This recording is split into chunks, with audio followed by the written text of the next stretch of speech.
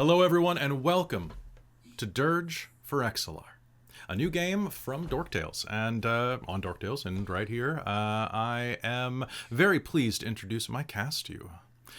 This is going to be a fantastic game, everybody, and I hope you are here for this little event series and that you're going to have a lot of fun with us. If this is your first time with us, I'm the Dungeon Master here at Dork Tales. My name's Kelly. I use he and him as my pronouns, and I'm really excited to be here because this campaign has been in the works for quite a while, and I'm really excited to scare the crap out of my players. Now, before I pass it over to them, I just want to say a quick word about themes and content in this game. This is a horror game, so there are going to be some things that are potentially not to your sensibilities if you are squeamish. There's going to be body horror and a number of spooky ooky things in this one. So all of the players and I have communicated with each other as to what their lines are, what they don't want on camera or described in any fashion. I will do my best to avoid those. We've been role-playing with each other for quite a while, with the exception of our newest member, so there is a really good implicit bond of trust between us. However, what is comfortable for us may not be comfortable for you, so please mind yourself, take care of yourself, and if you need to take 5 minutes or 10 minutes, we're going to be here when you get back. And you can always skip through something if it's not dealing with something that is to your liking. But we love having you here. And just a quick reminder, this game is going to be one for the more mature crowd. So I would prefer if nobody watching this was a kid, basically. All right, and without further ado, let me go ahead and pass this over to James. Do me a favor, bud, and say hi and tell us who you are playing. Give me your pronouns, and let's just... How you doing? Sure thing. I am James, and I am playing Aodan, the Furbolg druid of our little occasion. I use he/him pronouns, as does Aodan. Yeah, that's my story so far. Nice. All right, let's pass over to Kel. Hey, it's Kel from up the road. I'm so excited to be here playing another D&D 5e after having played in Secret of Exeter House. So I'm excited to take this in a little bit different direction, not quite so goofy, but definitely more serious. And yeah, I use she, her pronouns, and I am just thrilled to death. It is going to be a great game. Let's pass it down to Kat. Hey, Kat. Hey everyone, my name's Katrina, and I use she, her pronouns, and I share those pronouns with my new character, Muse. Nice. All right, let's pass over to Robin. Hello everyone, I am Robin. I use she, her, or they, them pronouns, and I am absolutely excited to introduce to you Tharena Somni, our cleric of the group, who is starting off with she, her pronouns, but depending on what goes on, they might be changing every once in a while, so I will let you know, but she probably will mainly use she, her, or they, them pronouns throughout the campaign as well. Right. All right, and then finally, our newest player joining us from the dungeon of our wikis. Hello, Trizelta. How you doing, bud? Hello, doing good. Thank you so much for having me on. I am Trizelta, or I'm the other James. I use he, him pronouns, as is my character, Zia Lavano. Nice. He's played by Vin Diesel. Yes. Is he all about family? I have no idea because I have amnesia.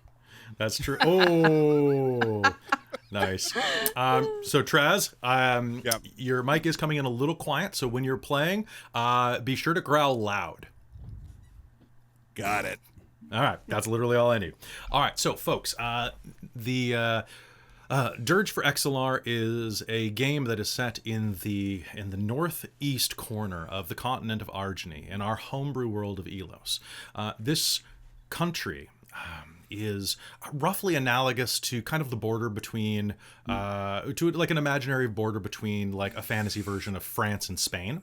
So that kind of, it's very Regency France on the inside. A lot of gilded walls and frilly kerchiefs and powdered wigs and definitely kind of draw from like the 1700s for this.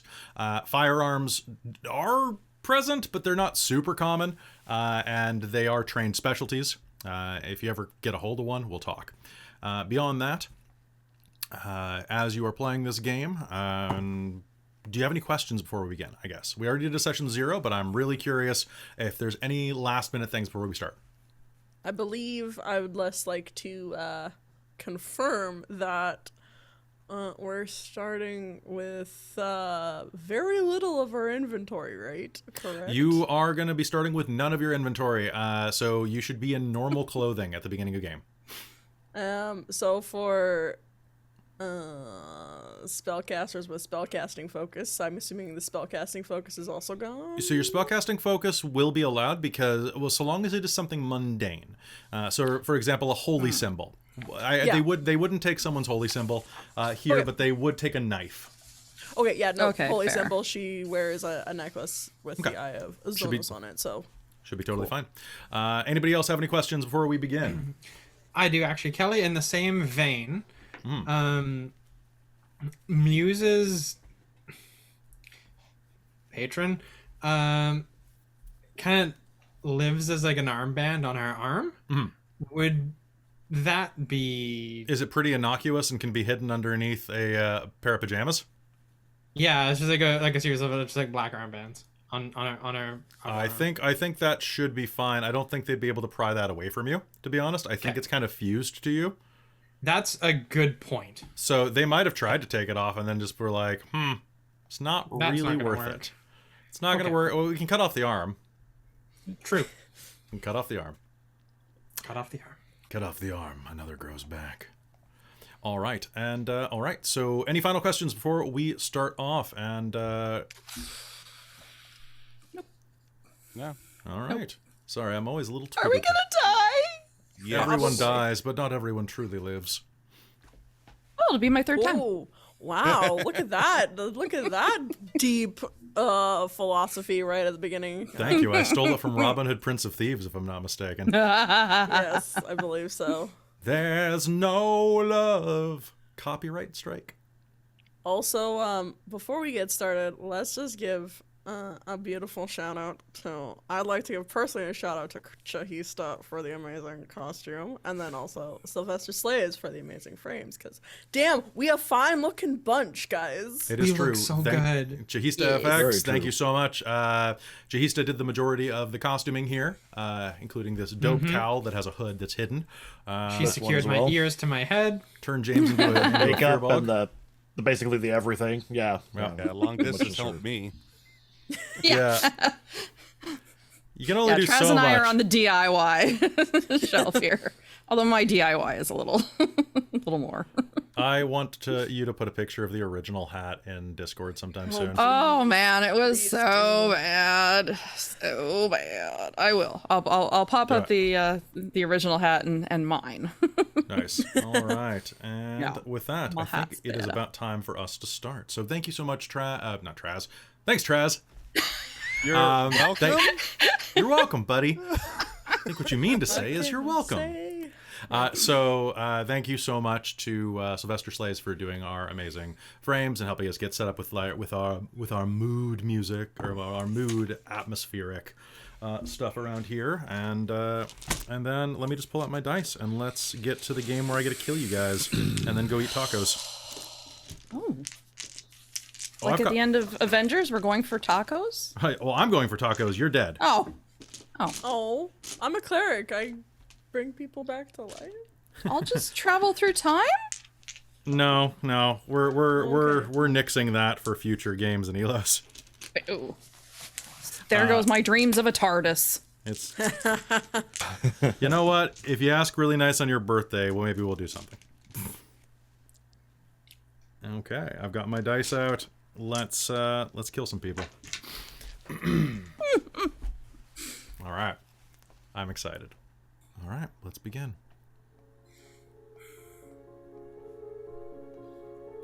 It was night when you were smuggled across the fog wall. They brought you across the countryside for what seemed like hours, blindfolded, and warned that to remove the blindfold before they told you was to forfeit the spot that you had paid handsomely for aboard the only way across the border. When the dirty rags were pulled from your eyes, the light of the common moon revealed not a proper sailing vessel before you, but a rickety ferry, its old weathered wood lashed together with links of leather made of unknown origin. And yet you boarded, for what choice did you have?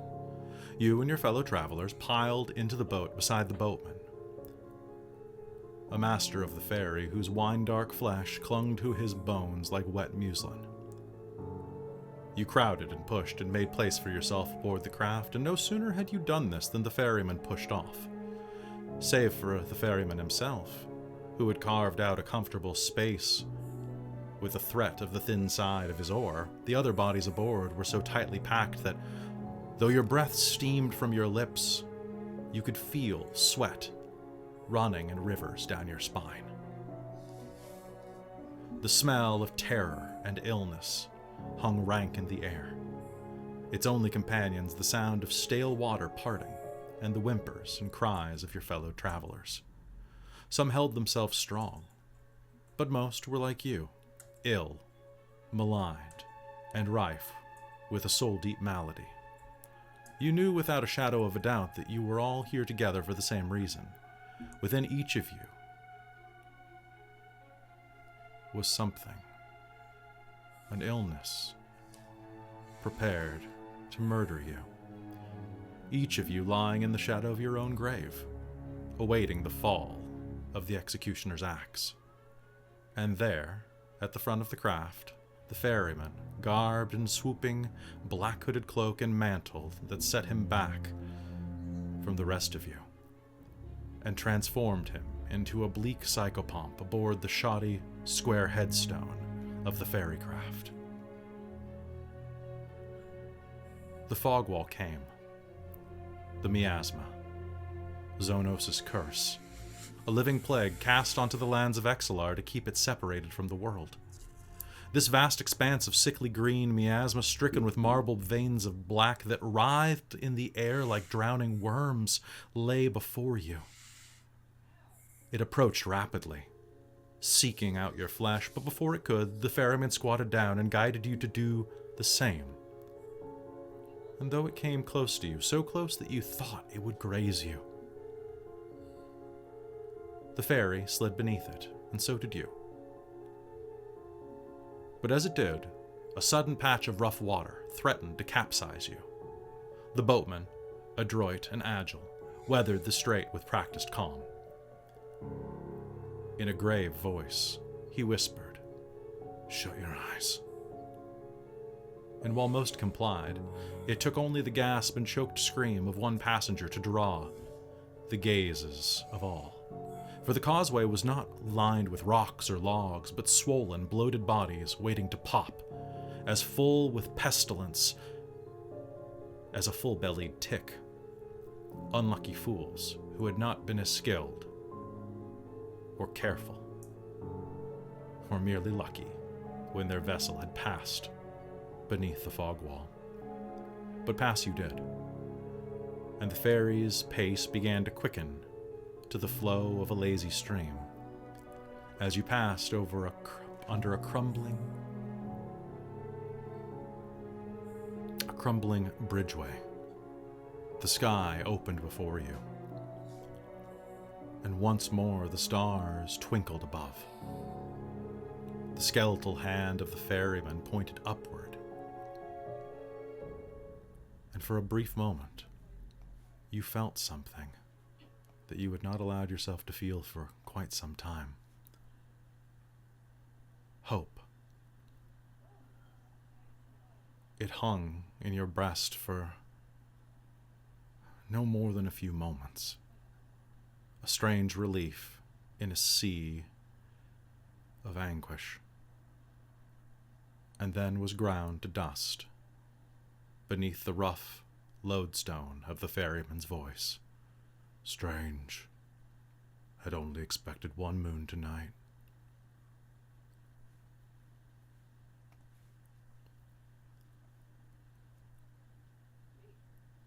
It's quiet. Too quiet.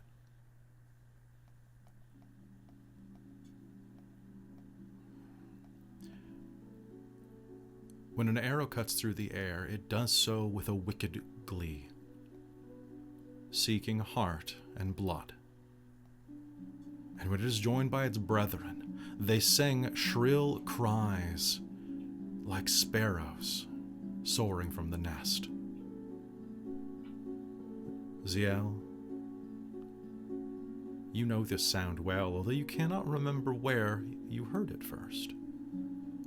For in your dreams you hear the sound of clashing, of clanging, of shield and sword, of axe and bone, of arrow seeking fleshly purchase, of fire returning earthly matter into ash and smoke. All you can smell is blood. All you can smell is the splatter of disemboweled men, women, and creatures. You hear the sound of a deep, throaty roar, a caw, a griffin. The word comes unbidden to your mind.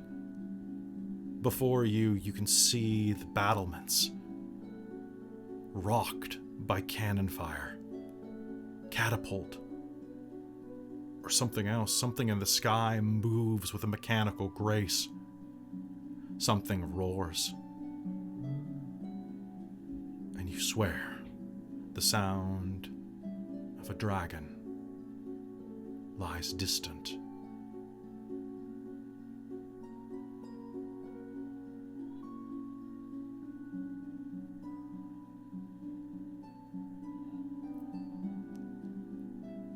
All around you is fire and blood.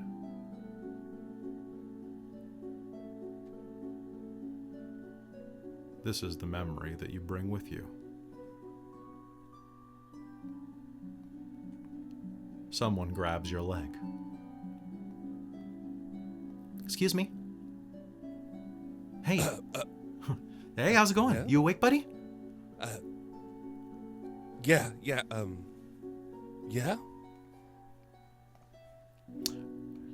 Around you, you see that you are in a hospital room. 3 beds are placed next to each other, roughly an arm's length apart. You have very little memory of how you got here. But it seems familiar enough. The smell is normal, astringent, old blood.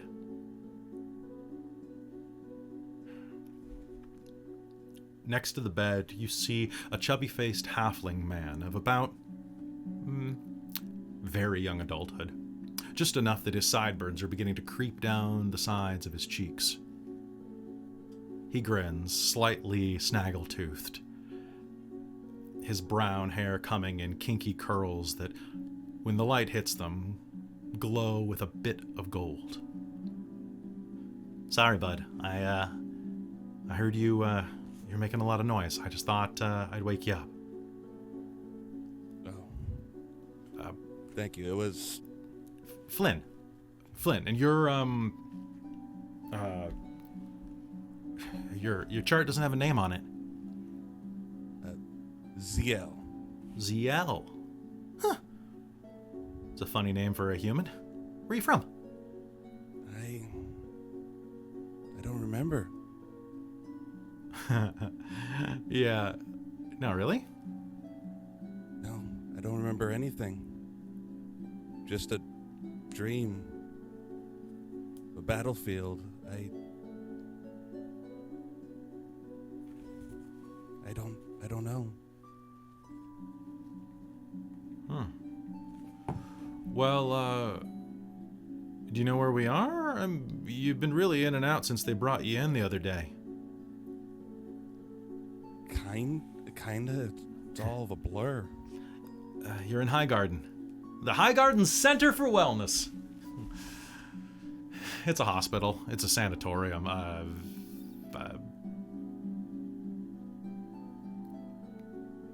Don't worry. They'll make you better.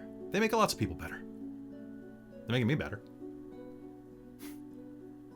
That's good to hear. Why are you here though? I've got a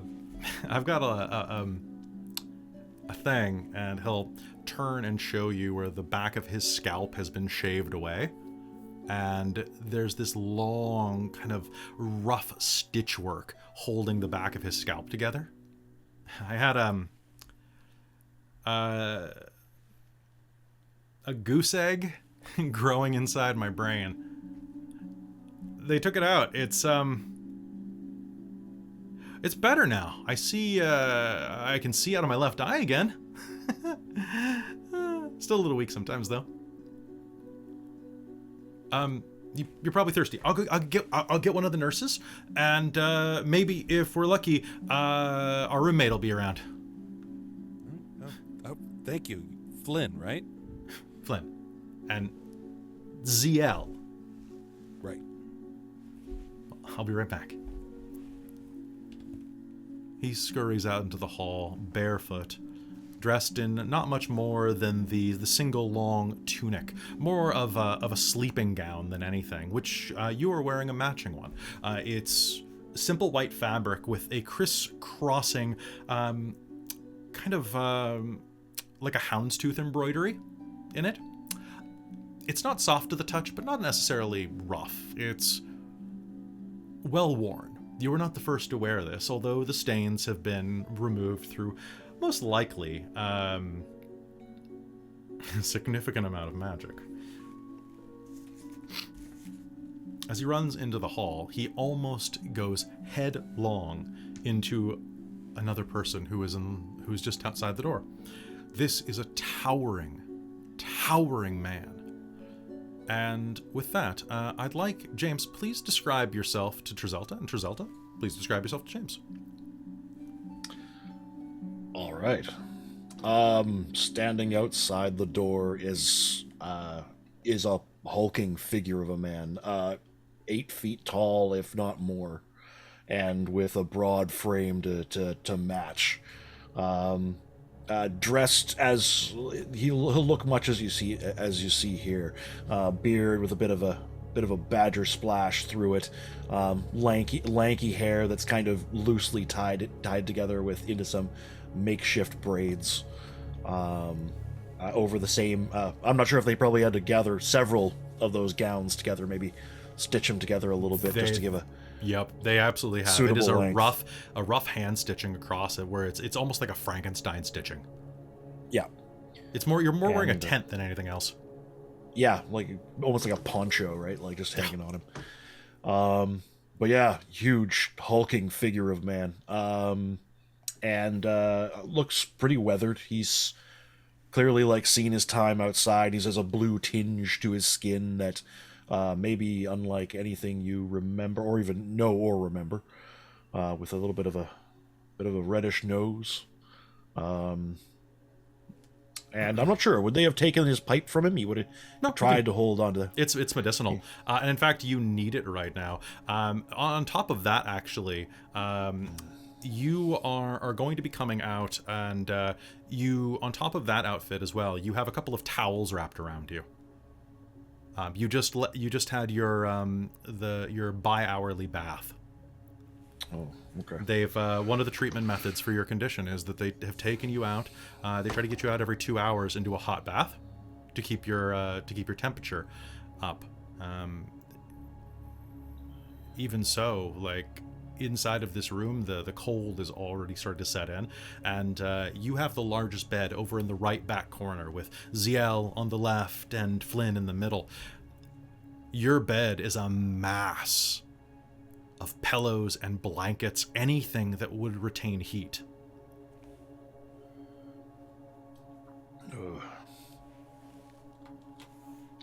Sorry. Oh, hey! What was your name? Flynn, right? It's Flynn, yeah. Hi. Yeah. Our roommate's awake. I'm gonna go get one of the nurses. Do you who do you think I should get? Nadia, maybe. Nadia? Is she still around? I'm not sure. I'll go check at the station. Go introduce yourself. He doesn't have a memory. Oh. He'll turn and kind of wave backwards, hoping that you didn't hear that. So Aoden will watch him kind of head off. And I guess Aoden will duck inside the room and yeah. Yeah, so CL appears human. He's roughly 6'3", leanly built, looks like he's seen quite a few battles. Skin has become rather pale, has some dark gray eyes. Has dark black hair, it's not really kept very well, it's kind of a mess. And this little shade of what would be a call for a beard for him.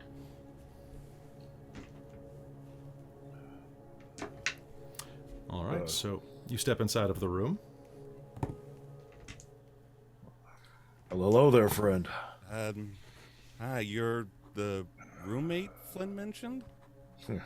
Yes, my name's Aodan. We'll come stomping over and offer this meaty hand.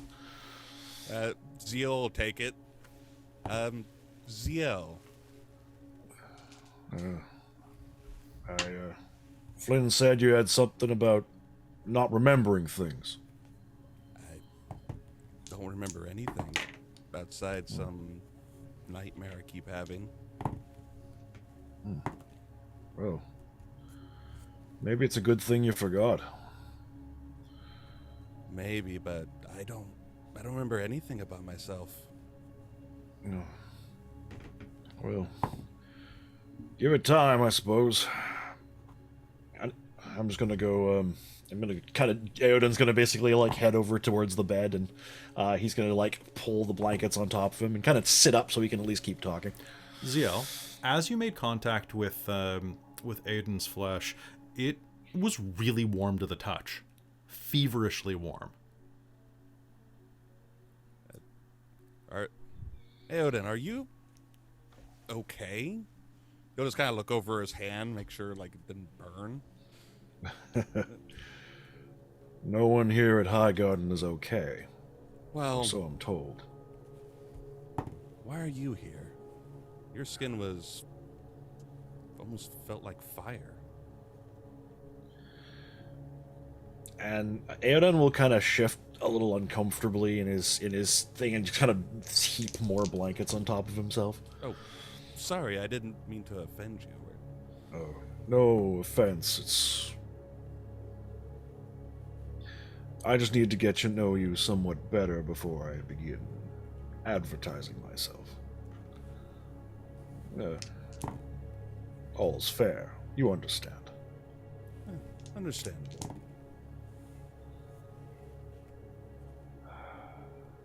So, tell me about this nightmare of yours, then.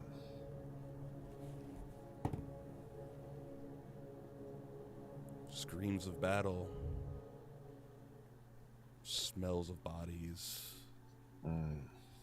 Arrows whistling, clashes of blades.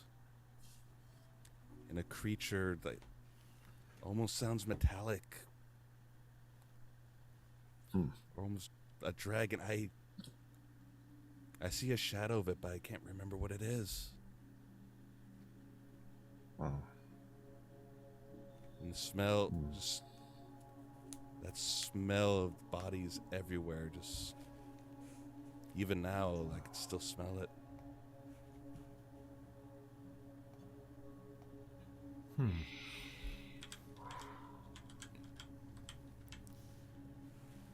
Aiden was just gonna nod and probably kind of like lean back on the wall, just kind of contemplatively. You're a soldier type then, Apparently. At least what little I can remember. Like, I don't know why else I'd be on a battlefield. Unless misfortune.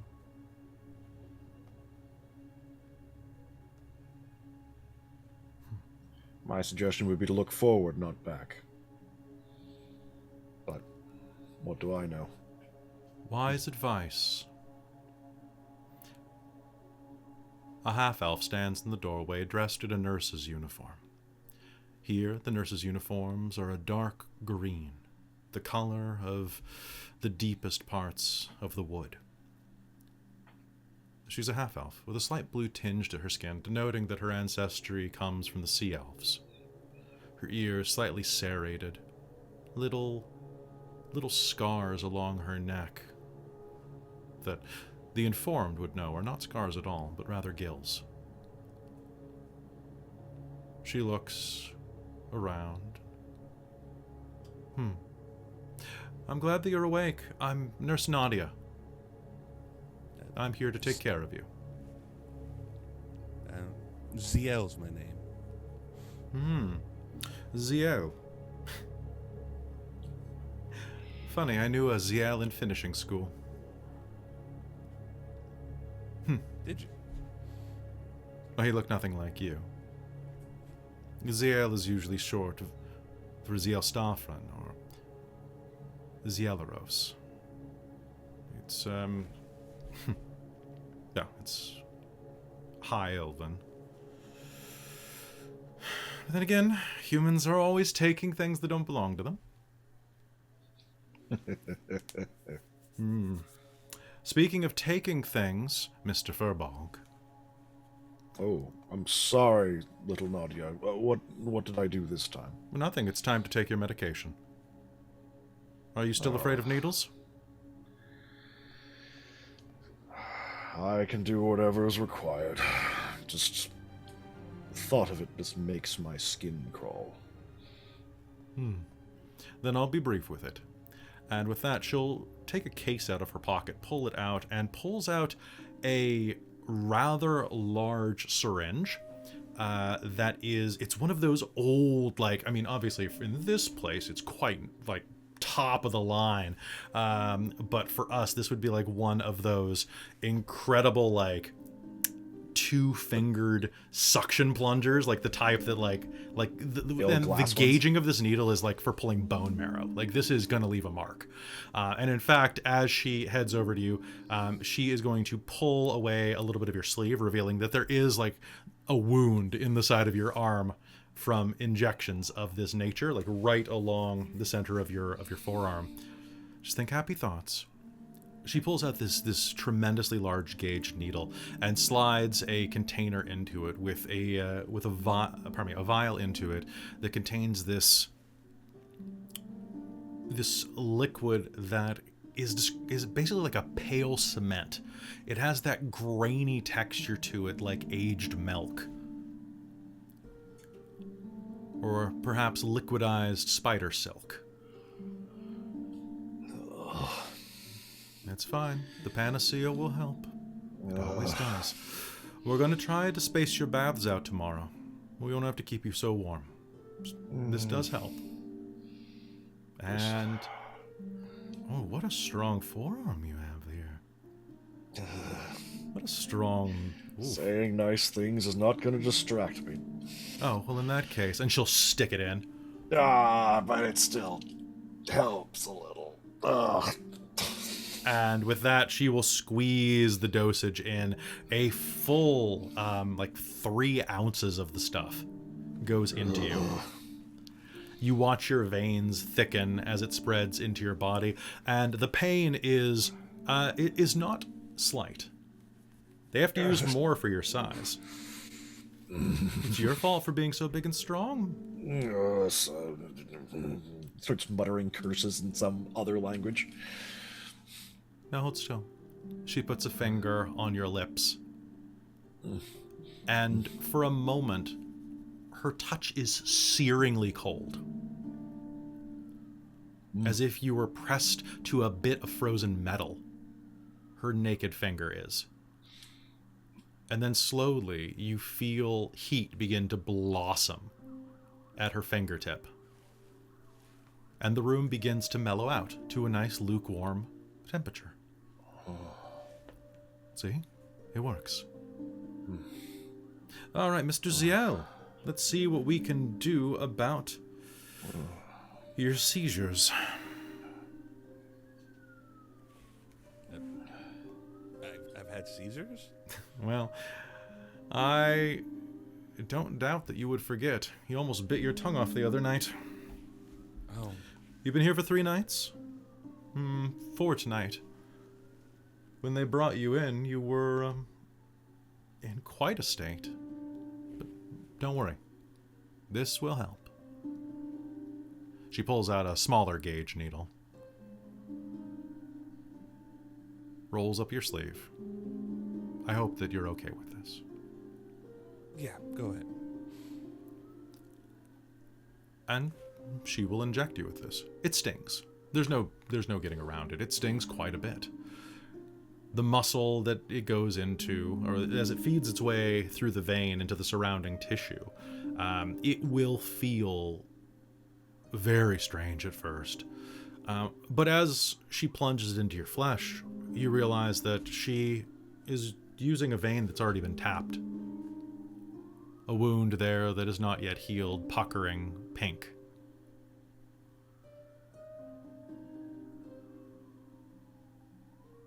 So, what is this that you're giving me? If you don't mind me asking. It's the panacea, the cure, the elixir. Created by the Contessa herself. It's the reason that you came to Exalar, I'm sure. Everyone comes here for this. The problem is leaving. Leaving?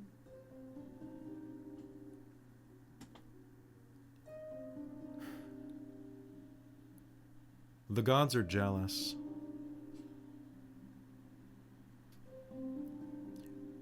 They don't want this shared with the world. I see. But you're safe inside of Exalar. And with enough treatments, you should develop a natural tolerance to your malady. And if not, the wellness centers are here. We hope to reform you into a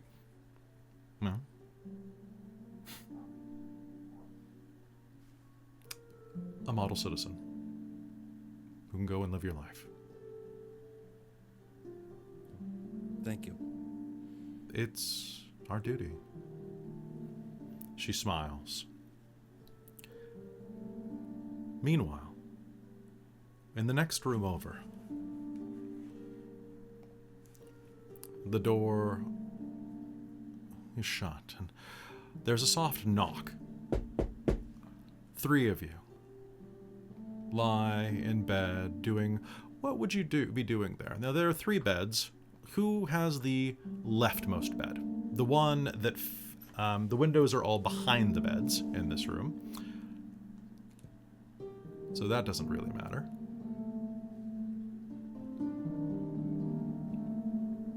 Who has the bed in the middle? Muse probably has the furthest bed from the door. Okay, that would be the leftmost. Oh, left. Okay. All right. Sherry, where are you? Probably the middle. Okay. And then Thorena, you would be in the rightmost then. What are you all doing? It's midday at this point, going into about 2 o'clock in the afternoon. There is a small library that you could have accessed here with various tales in it. Loved by a Dragon is finally back on the shelf, if anyone would have grabbed that. Muse would be reading Yeah, that would be Muse's book. It is distinctly pornographic. Yep, Muse is reading that. And then I touched his scaly flesh against me, and I quivered.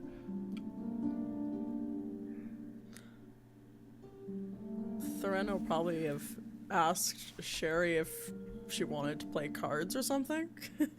Pass the time. Okay. Yeah, Sherry would play cards. So, as you're playing, what are you playing? Like Queen's Cross? You playing Bugbears? You playing Any kind of a rummy or hearts? there's Crummy. Crummy. Which is a particularly bad game. And then there's Gnome Nothing, which is a pretty great game the gnomes play. But yeah, there's a version of Hearts. There's always a version of Hearts in every planet. So as you are doing that, you're just kind of going and trying to get your suits up.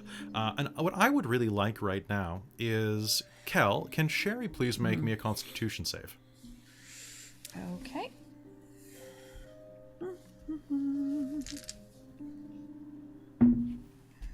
Oh, I got a nat 20. Did you? What? I did. All right, that sounds really good. First roll of the game. Nice. Boy, that that's not on brand for this campaign. I feel like a nat Oh. one would have been more on Yeah, brand for this is campaign. this may or may not bode well for us. I don't know. All right. Only nat 20. Only nat 20s. Yeah. Beautiful, beautiful. All right, so Cal, you were going to feel kind of like a twist in your gut. It shifts I know again. that feeling. It is not a pleasant feeling, but you're able to take a breath and you're able to stabilize. You're able to take a couple of quick, like as they were trying to teach you before, to manage the pain, to relax your abdominal wall, and to kind of shift yourself up. She looks to be in quite a bit of pain, but is handling it remarkably well. Both of you would notice this if you paid attention. Are you okay, Shadi? It'll pass. I'll be fine.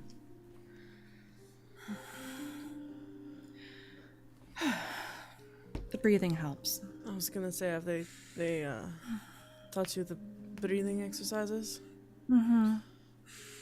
Yes, I've been doing them for some time, so it does help.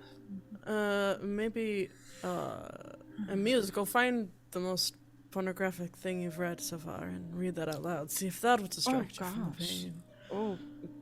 Oh, I can absolutely do that. I'm actually reading this amazing book right now. Oh my gosh, it's so hot. And her ears, as she's saying it, are just gonna start like twitching. She's like, I could totally read it to you if you want. It's super fun. And Muse is going to. I'm curious. She's Abiding not gonna wait for abiding an by answer. Twitch's terms of service. I am very curious what they could be. And he stuck his beep, beep, beep, beep, the beep. chapter she is currently on would not be able to be approved by the Twitch terms of service. Okay. With words like puckering And throbbing. and yeah, These are lips. These are lips, everybody. yes, Throbbing and lips. throbbing arm muscles. Yeah. Duh. Duh. So she would hop up on the edge of her bed and like scamper over to the middle bed and just start reading this grossly descriptive passage from her novel.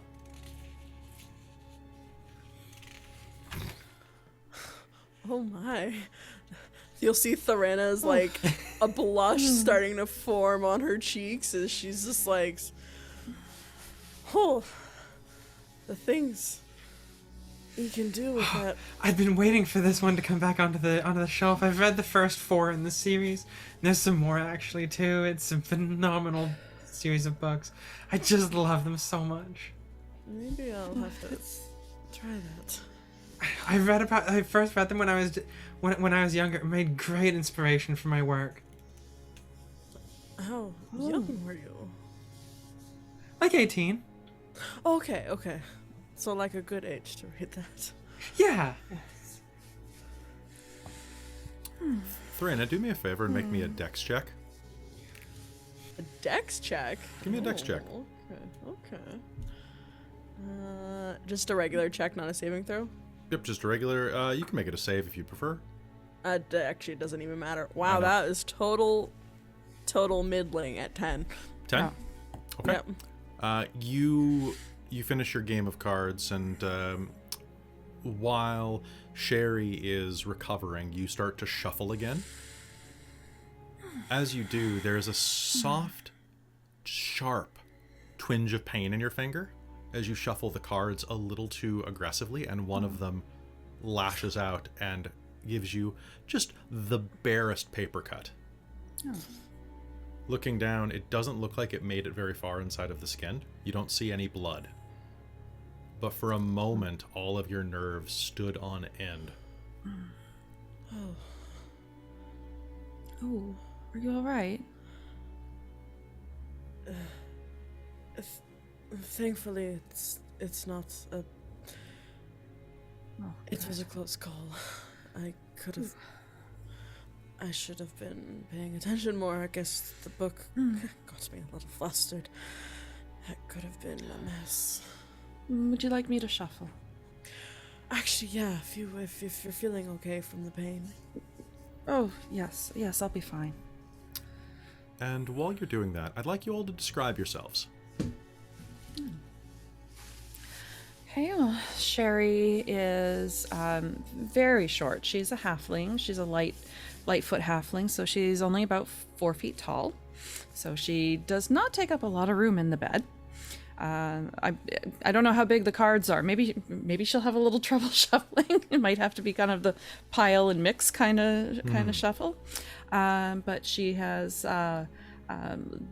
silver hair, short curly silver hair, and she's just wearing, kind of pajama nightgown pants kind of combination. It's a little mismatched. You take what you can get at these sorts of places. It's not fancy, but it covers everything. So, and well, for Sherry, it covers everything because she's short. What about the other two? What do you look like? I choose Muse. All right, sounds good. So Muse, she's not that much taller than Sherry. Actually, she's only 5 feet tall, not including her ears. But the thing that stands out most about her is she has these phenomenally large cat ears and a tail. And if you look at her, if you actually look at her face, her eyes are these golden yellow irises with deeply slit pupils. She's has a very slim build. She's not really muscular at all. She's very slim. And as she talks, you'll see that her two canines are a little bit longer than most people's. She's clearly Your felines. she's my felines. She looks outwardly human, but she definitely has some very, very feline features about her, and she has this long waist length light pink hair. But otherwise she's just this fairly short, slim, for lack of a better term, cat girl. Okay.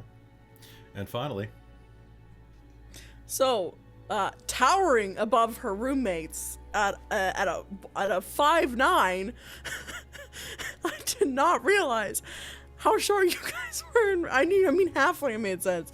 I thought Catgirl was maybe a little tall, but at 5'9", Thorina is towering over you guys. Thorina is, she looks human. She has those round ears and pale kind of pinky skin tone of what would say like white in Yep. Canadian, in our Caucasian. world. Caucasian, thank Yep. you.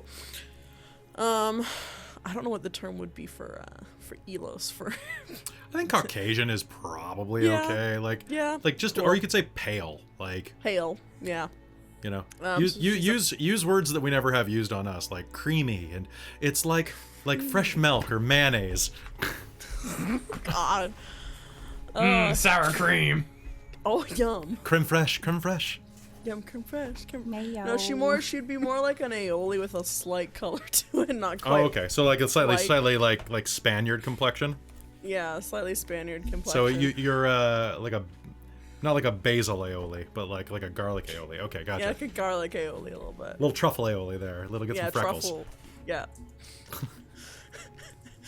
But yeah, she is human, and she has this beautiful long, that goes about down to like her chest, teal, kind of curly, wavy hair, and nice long, loose, kind of wave tresses that she doesn't wear up. It's all just flowing out.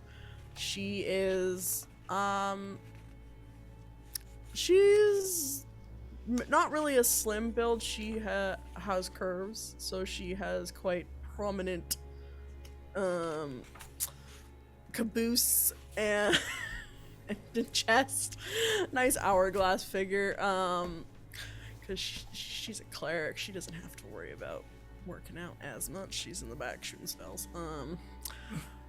She's not a fighter, but she's a lover. Just kidding. I'm distracted. I'm nervous. Can you tell? It's fine. It's fine. It's game one. Just enjoy. I know. But so she looks, you know, fairly human, but when you go into her face, her eyes, you can't quite tell what color they are because they kind of look almost like swirling galaxies. They have many different shades of color, but the base is kind of black. You kind of can't tell what eye color is. Depending on the light, it might look slightly different. And then she has this around her eyes. It looks like she's wearing eyeshadow almost, but it's just on her skin is kind of this blackness that surrounds her eyes that she has on her. And yeah, she kind of holds herself very openly. She has like the body language of someone that is very friendly. Like she always stands with her shoulders back and arms by her side. She holds herself very personable, even though she may look a little bit different. She kind of holds herself up as friendly. And after that, thank you for describing yourselves. As you start to shuffle again, you'll hear on your door, "May I come in?" a male voice says on the other side. Yes. The door will Yes, come open, in. and a man in a dark lab coat will enter. It's an elf. Hair long, blonde, streaked with just the barest bit of gray through the top middle. The hair pulled back long into a flowing ponytail. Skin roughly golden in hue, with eyes made of the color of sapphire tears. The barest hint of worry lines around the forehead and mouth. Those of you who have been here for a while, which actually is all of you, you've been here for a couple of weeks now, will recognize one of the chief doctors here, a man named Dr. Duardenu. May I come in? Yes, come right in. Yes. I have good news. I'm very happy to say, Miss Sherry, Yes.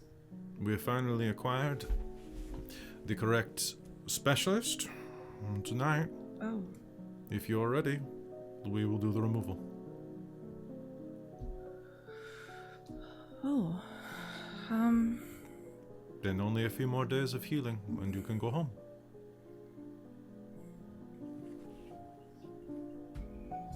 Okay. Okay? No, you're Okay. not excited. A little nervous. It is a simple procedure. I know. It is nestled close to an artery, but not so close. We have a specialist coming. Should be arriving in the next couple of hours. And trust me, they know exactly what they are talking about. They are a bit unconventional, but I think you'll be very impressed with their resume. Okay.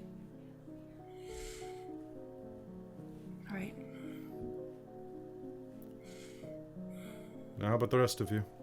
Are you holding up well? Terena? No cuts? Yes, almost one earlier, but I need to be more careful. That means the serum is working. Your skin is thickening. Soon, you'll be normal. And you seem very chipper, Muse. I could hear you jumping on the bed. Your weakness is passing. Yeah, I can finally stand and move around.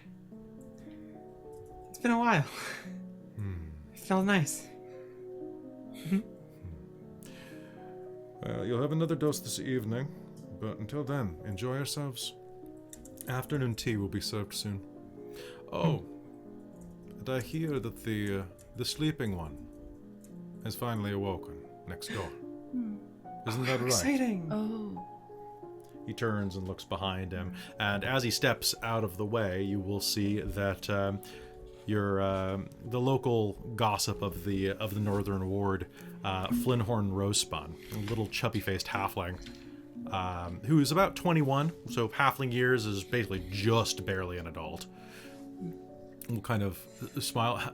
Sorry, I just wanted to. I was gonna tell them. Yeah, hi. My roommate's awake. Aoden is talking to him right now, but Do you think we could say hello? yeah. Well, I was thinking maybe we should we could have like a talk over tea. You could maybe bring your cards. I don't know if you have enough for. Do you have any 6-player games? Go fish? Go dragon turtle? I know Go Fish. I've never played Go Dragon Turtle. Is it different?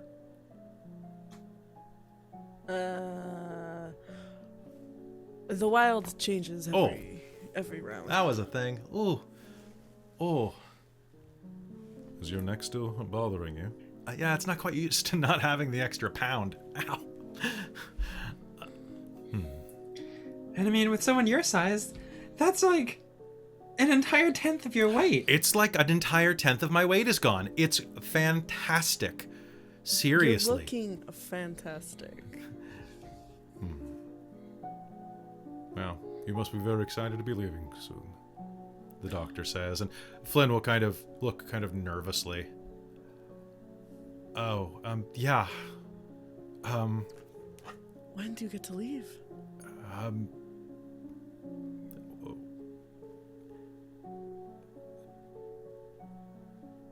Tonight.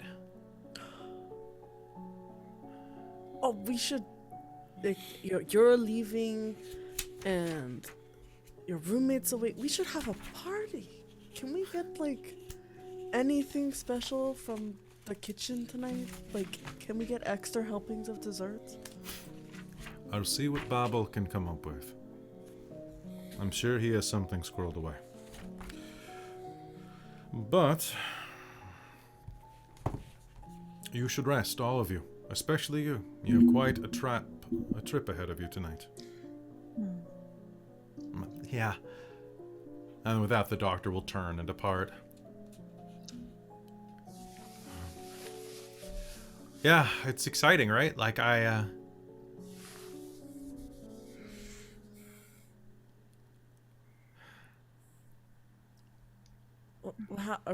How long have you been here? I forget. It's about 5 months. Wow. Yeah, it's actually kind of exciting. They're sending me to Esper. To go, I'm gonna go meet the Contessa. That's exciting. Yeah, apparently the reason I survived so long with this thing is I've got this really weird condition in my spinocerebus fluid. They want to take a look at it to see if it can be used to enhance the panacea. So I'm gonna, I might be helping people. just by being like something about not bodies. That's what they said. I've got some special kind of not body.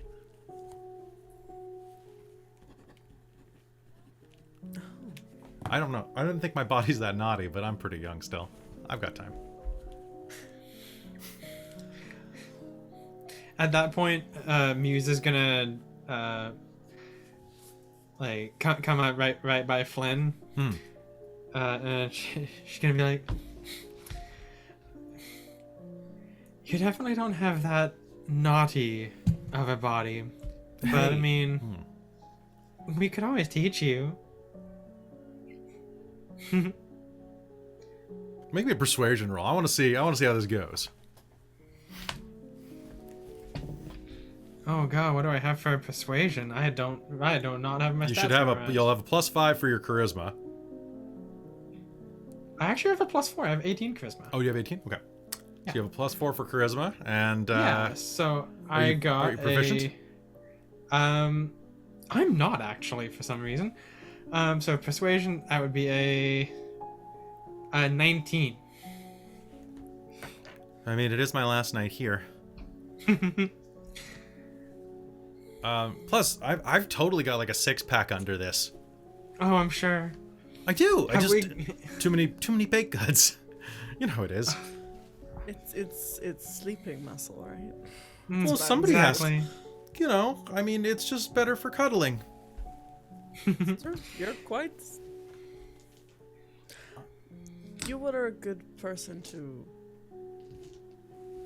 cuddle on my first night here. I remember that. Ooh, I mean, you're the one that wandered into my room. I got lost. All these rooms look alike. Yeah, they really do. I'll go.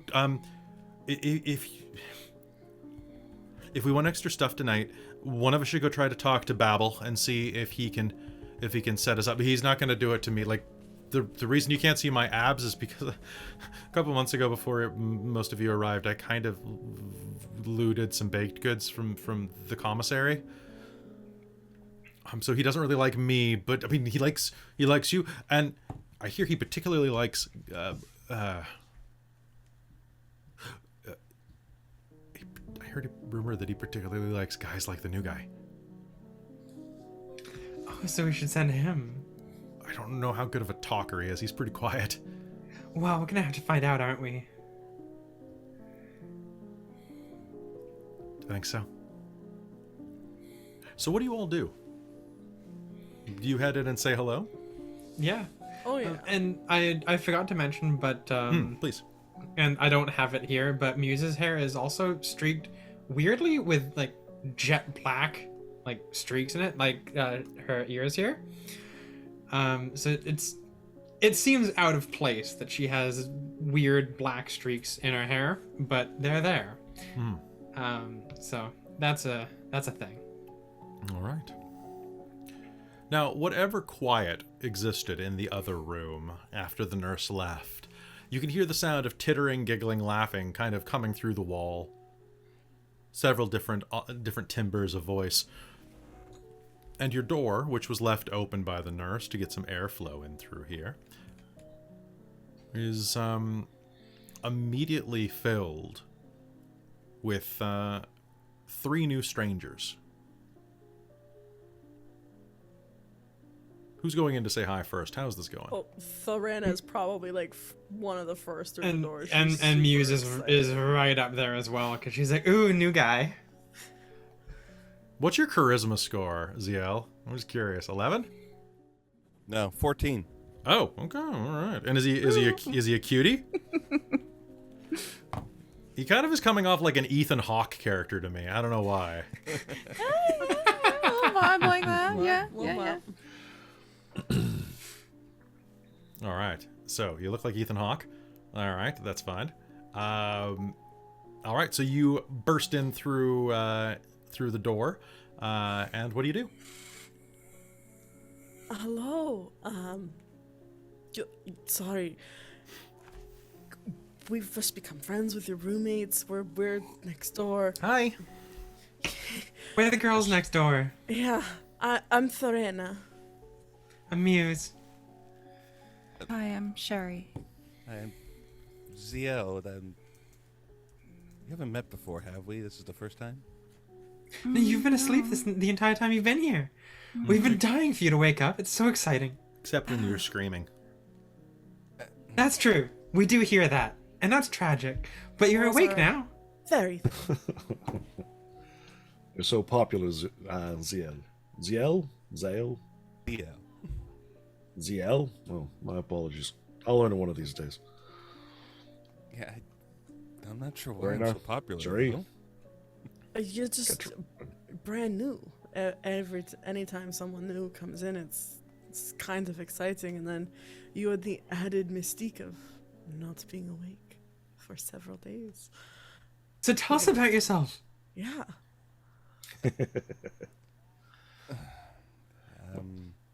Your friend here has no memory except for a Extra. grievous battle.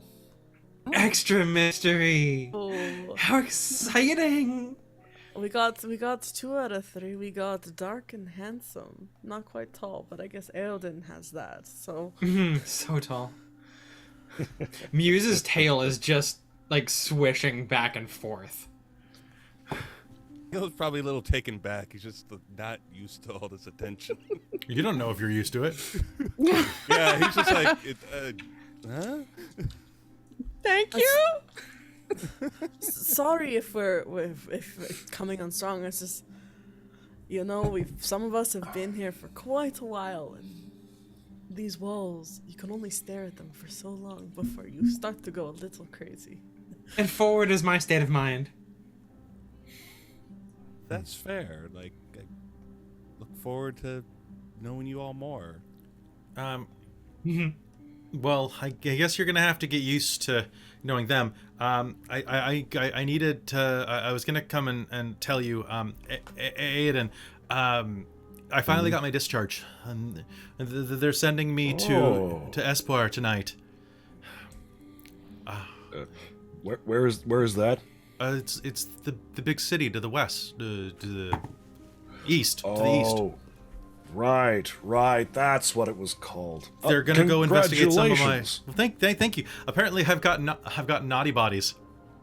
Not bodies. Aunt bodies. Some type of bodies. I've got some type of. Antibodies? Yeah, that sounds kind of what they said. They said there was something that I've got that stopped the tumor from eating my brain. Oh, Well, they- we don't Congratulations. like these brains after all. it's good that you can pay back the kindly service they have offered us here. Right? Who knows? Maybe I'll be able to fix what's wrong with his brain.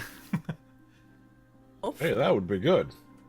No offense. Good. I'm sure your brain is beautiful. No, none taken. As long as it isn't being eaten, it is. Actually, I'm kind of curious. Do you mind if I... And Aodin's going to kind of like heap out of his bed and kind of head over towards... Where is Zeal? Zeal, He's on the leftmost bed, kind of just- up against the wall. I'm just curious. Did you get smashed in the head with something? I was wondering if I could check for any scars. Like, Yeah, go ahead. I said I have no idea. he's gonna reach out and probably just like take the guy's head and kind of study it from different sides. Go. You can make me a medicine check. Make me a medicine check. Sure, I can actually do medicine. That is a 19. Okay. Head trauma. Yeah, he's got a couple of places where it feels like his skull is healed from like being bashed in the head when he was a kid. The nose has. Maybe it was broken. If it was a really clean break and has healed really well. A couple of scars around there. Definitely a couple of scalp scars. But it's. If are you tugging on any other parts of his clothing? Oh yeah, probably. Yeah, he's just gonna explore. Okay, so as you hike up his shirt above his ribs, see he's under here. quite well muscled, actually, very very thickly muscled, and has a really wicked scar that looks almost barely healed, right on his liver, right between the ribs there. Oh. Actually, wait, liver. Yeah, it could go through Yeah. the ribs, right? Yeah. Mm-hmm. Does it look like it was stitched up or just kind of healed? It looked like it was fused.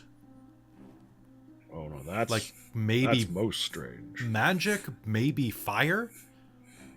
Cauterized? Yeah, it looks like something cauterized it. Whether or not it's fire or not, it looks a little unnatural. Probably some quick and dirty magic. Well, that's crazy most glue. interesting.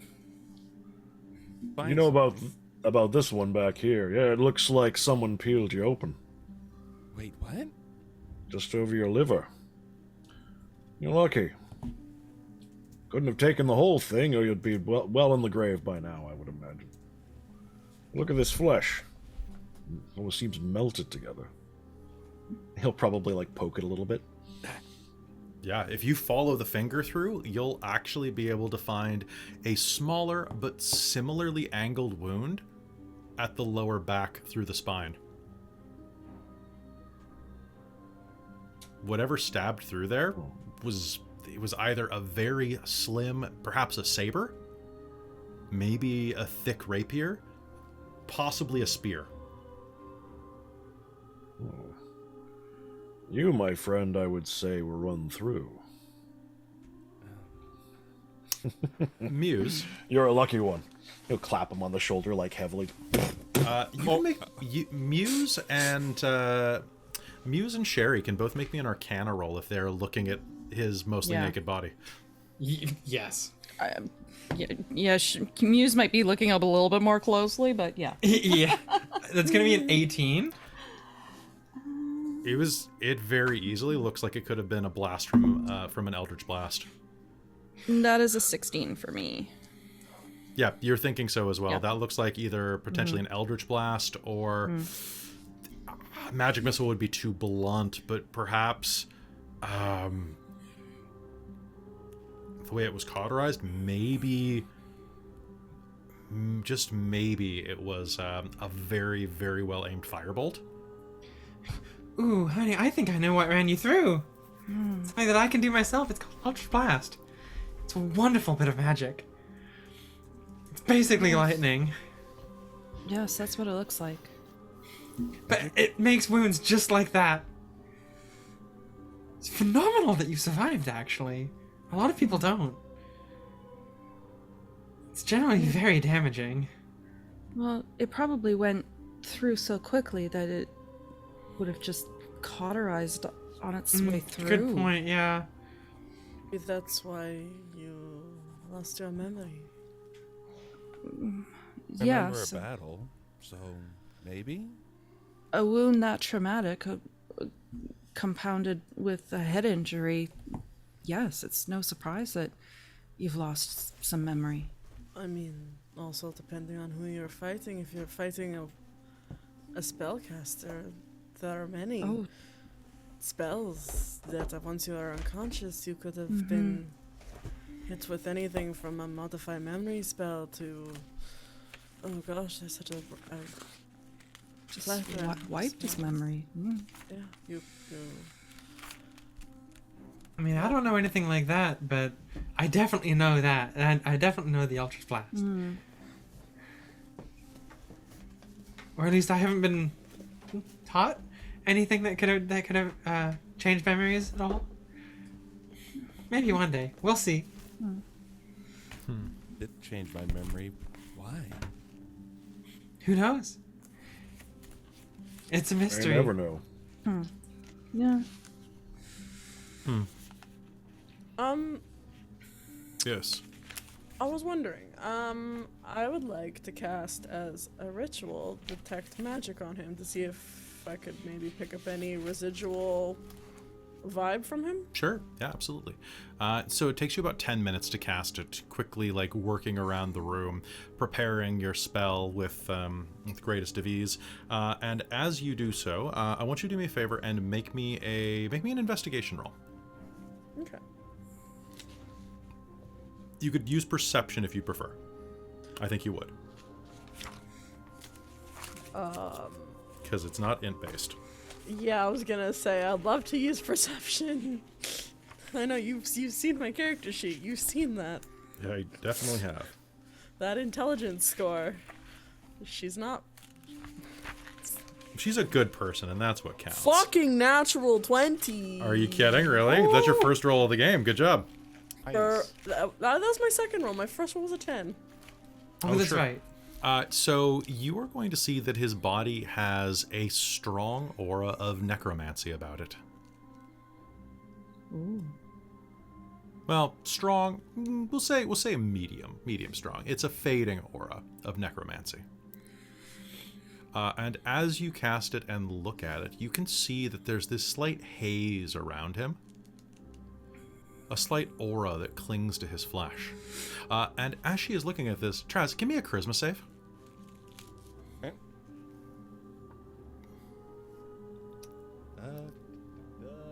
17. 17. Okay. You are going to just feel clammy and a little dizzy. You're going to pull through it just fine. But for a second, it feels kind of like all of the air in your body is trying to rush up through your brain. And your heart's going to start beating a bit rapidly, but then it's going to pass. He'll just kind of hold his head, kind of just trying to stay up.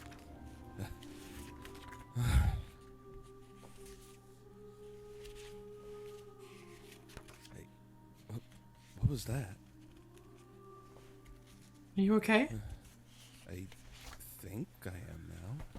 Sorry if that was my magic. Not to alarm you, but you have a sense of necromantic magic about you. Ooh. And as he was suffering that little bout right there, Thorena, you would have seen like a little glow intensify in the center of his chest, almost like his aura was like a drop cloth on a table and someone grabbed a handful of it and pulled a little bit, like it all kind of goes at the edges, like it's struggling or being pulled or pushed away from its frame. Something very strange.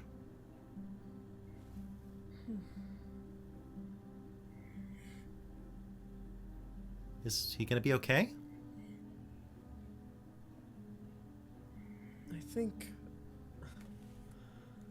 I think whatever magic is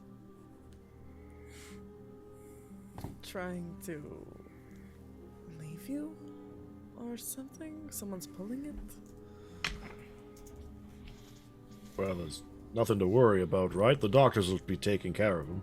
They know more than any of us. It's true. Mm-hmm. I think I came here to fix my memory, I think.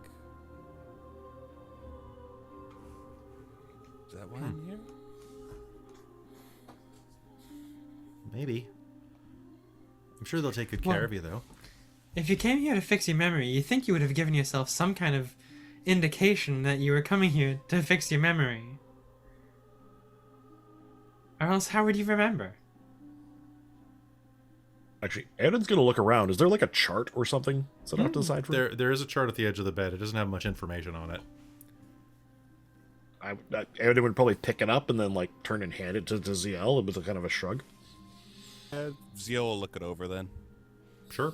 It is written in very, very messy Elven. Like, picture a Elven, and then picture a doctor writing Elven. It is the worst. Oh. It's like he might as well have written with a pen in his teeth. It's just a line. It's just like a straight line and can't see anything. Straight line with a couple little ticks in it. Yeah, like a heartbeat. Elvish, can I make anything out on it? Yeah, absolutely. You can read it. Well, once you get over the awful handwriting, Yeah. you are going to see that it has like a little brief notes dropped off by. It looks like you were dropped off here.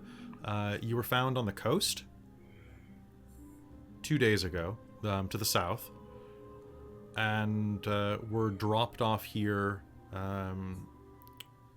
after about a 2 days ride. by several members of the what would they be called? Actually, they would be called. By a group of knights that serve the king, dropped you off. There was very little with you aside from some documents that could have been anyone's. They were found near you, washed up, as well as that you kept saying something in your sleep. Arkgate. That's all they really needed. And they assumed that your survival of the Battle of Arkgate. This means nothing to you. I'm just going to put it out there. The chart will say things like, amazed that he's in this good of condition if he floated all the way over from Orien. Perhaps a sailor who capsized. The sea's quite treacherous, and given what's going on, either way, appears to have amnesia, some head trauma, various wounds across the body that seem to be sealed with some type of magic, appears to be having some type of seizure. Suggest 1 ounce of elixir every 6 hours to stabilize. Perhaps more if condition gets worse. Until he wakes up, have him sleep with one of the electrolysis petals in his mouth.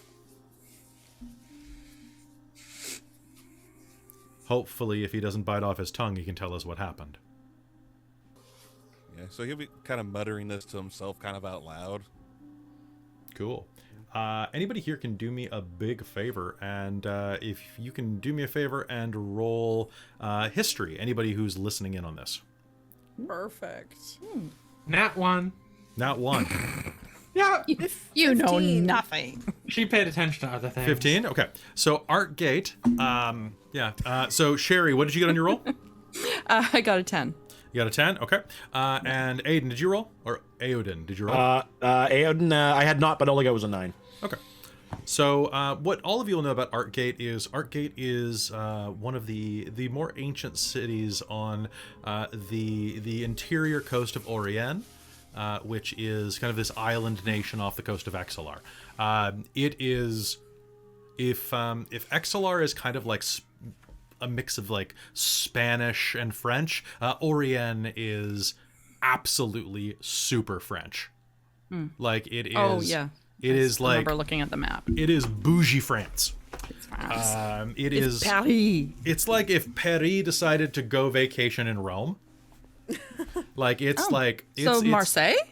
a little bit, yeah. It's definitely it is a chief wine producer. It is a chief producer of truffles, fine foods, and also off the opposite coast has the Isle of Basir, the home temple of the goddess of wine and parties.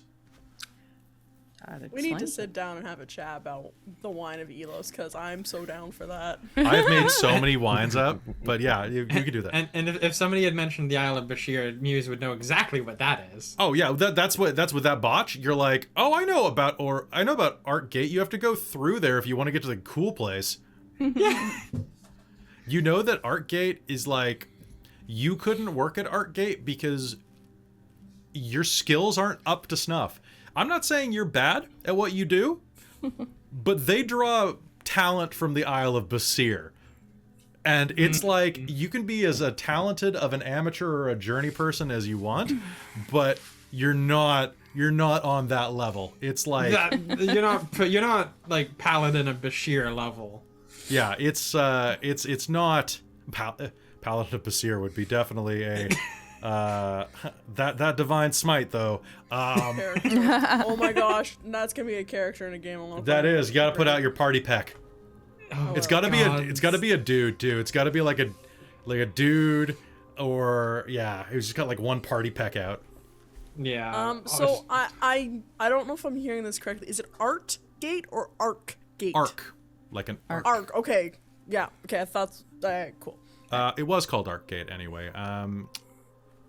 Thorena, you got... Is it Thorena or Thorena? Thorena. Thorena. Okay, so we're going kind of like a little bit Greek. little bit Thorena, Greek, a little bit. Arkgate might not exist anymore. You've been here about a month or two. You heard a rumor and you saw in your dreams that it had been sieged. And had heard a rumor that it was presently being sieged by a great black dragon that was allying itself with a strange military force that was moving in from the east.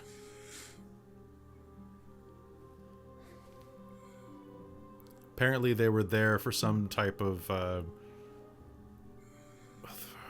there were ransom demands. Some items were trying to be seized, and of course, you know, the Arkgate is not going to bend the knee to anybody. And there had been a siege going on for about 3 months.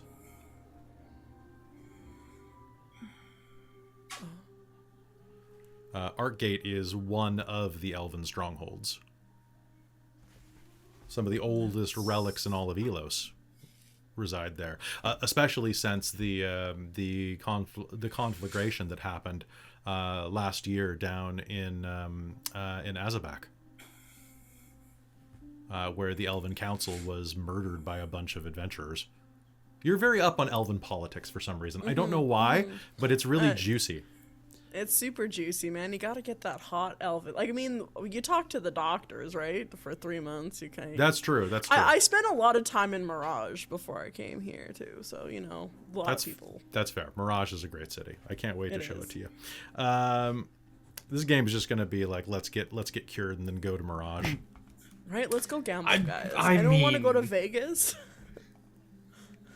So yeah, that would you would know. If he's from there, then that city's probably toast. He's either you think he's probably either a deserter or a casualty that survived. That's The only thing I know about Arkgate is the fact that you need to go through there to get to the Isle of Bashir. They have The Isle of what? The Isle of Bashir. You know, the party god. Like brassiere is in like clothing? No, like Only half of one. Bashir. I am very confused. Makes two of us. Arkgate has some of the most oldest relics of Ylos there. Ancient items. And last I heard, for the rumors, a giant black dragon was going to lay siege to that town, and they've been sieging for Wait. months. Dragon? Black dragon. There's Well, I'm staying well clear of that place. it be a dragon? I can only see a shadow of it. Well, I guess we know where you came from. Either you deserted, or you're a casualty that survived. I'll mess with a lot of things, but a dragon's not one of them. Given that wound, I'd say he's casualty that survived. Like, especially, I mean, I saw necromantic magic on you. I mean, what if he didn't actually survive? Saying Well, I mean, he looks dead? pretty good for being a dead man then. I mean, what if he was like reincarnated? You think or he's a- resurrected? He's a Can I good put my ghost. hand on his chest? ZL, do you allow that? Yeah. Yeah. Can I feel his heart? Oh boy, can you? As well as like, he's got some twitchy pecs. Like he's got some like, like he may not remember who he is, but his body remembers how to do 1,000 push-ups. So I'm just gonna put it out there. Like strength. What's your strength score? 17. Yep. Yeah. No, you're pretty beef. You're big beef. Sorry, you have a heartbeat, so I don't think you're dead. Well, I mean, I suggest, what if he was like resurrected or reincarnated? He'd have a heartbeat. Who knows? Maybe he didn't survive. It's possible.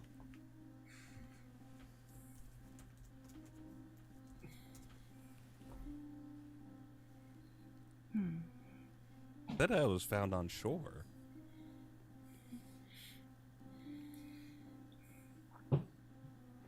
I mean, that's what your chart says. In the distance, you hear the ding of a bell, denoting that it's tea time. Muse's ear just... Food. Oh, thank God. Sherry, are you wanting food as badly as I am? Oh, I don't know if they'll let me if I'm having this taken out tonight. You can still have some tea with a little bit of sugar, a little bit of cream. That's not going to hurt anything. That's true. Little bit of tea would be all right. Besides, what's the worst that's going to happen? As he says that, Muse is going to turn to run and misstep and just fall flat on her face because dear. that's the time that her strength decides to be like, nope. Are And you so she's okay? just going to fall straight on the floor. Oh, Are you okay? He'll try to. Flynn will try to pick you up off the floor. Oh, You're light, but heavy when you go limp like this. ow. He'll go out and help her. Oh yeah, you can pick her up Oh. like with one hand. She is Scruff of the neck. 105 pounds, She's 105. I could pick her up with one hand. Holy crap! right? She is very, very small. God. I've been getting stronger, but every now and then my legs still give out, and it's usually when I'm really excited for something. Oh, so you're saying that I should be? Never mind. We should probably go get some tea. Can I insight Tea check that? sounds Yeah, excellent. yeah, you totally can. I'm looking for like a 13 on this. I got a 15. Cool. The words on top were implied. oh dear. Cool. Oh dear. I mean, we'll see. But It's been going let's away. go get food to start with. All right. She's gonna stand up and kind of brush herself off and be like, "All right, well, let's try that again." Yes. Oh, Or slowly this time. Yes. and what kind of weed do you have in that pipe anyway? Like halfling weed or? It's from my homeland. Oh.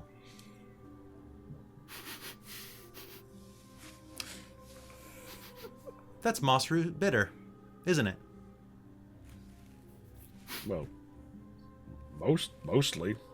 You've got a good nose on you. I used to smoke a lot when I was younger. Oh. Well, yeah, you're halfling, obviously. Yeah, they start us young at like 12. Yeah, that stuff's great. It's good. It helps you grow. I wouldn't be nearly as tall as I am if I hadn't of, And how tall is he again? I actually did not find out. So one moment while I figure this out. I thought maybe I had missed it. That is Yeah, the actually, one. I was just gonna ask what his height was because I'm like, I don't Yeah. think I have it. I want to picture I Flynn's gotta. Yeah, height I'll with make you a views picture of here. him. So we have three shorties and two Yeah. like medium size and then just Aiden. You know, Whee! ridiculous tall. So we have a 4, a 5, a 5'9", Yeah. 6'3" That's for right. Zio. 6'3", Also- and an 8. Dorktales does not condone youth using any type of substance or alcohol or tobacco, but he's a halfling from a strange world. They do things different there. It's a cultural thing. We're not going to judge. Yep. Halflings are exempt from that. Halflings are exempt because they don't exist.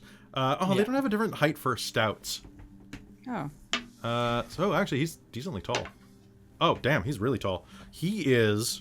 I rolled a 7 out of 8, so he is 3 foot. 3'2". He's Wow. the same height as Veritrax. Damn, very Up to tall. my thigh. I'm taller than him. Are you? Yeah. How are you taller? Sherry's 4'1". I don't think that's possible No? on the halfling chart. No. Well, then we'll have Halflings cap we'll have out to- at. Oh, sorry, I am wrong. She is 3 feet tall. All right, so he's 2 40 inches taller than pounds you. and 3 feet tall. So he's tall. And he's 43 pounds. Or 44 pounds. 42 pounds. 44 pounds. And he had a Fair. 1 pound tumor in his head? Crap. That'd be like having another head. Basically. All right, so. Yeah, but anyway, I wouldn't be as tall as I am without that. You are actually quite tall. I'm pretty tall. I'm just saying. Look, I'm tall. I'm thick.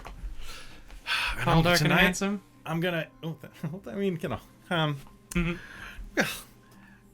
I mean, you're perfect yourself. Like you're the first person to ever make a cat joke at me. Lord. Well, you know, I was feeling a little shy about it, but I didn't want you to think that I was, you know, a pussy. Oh, this is positively terrible.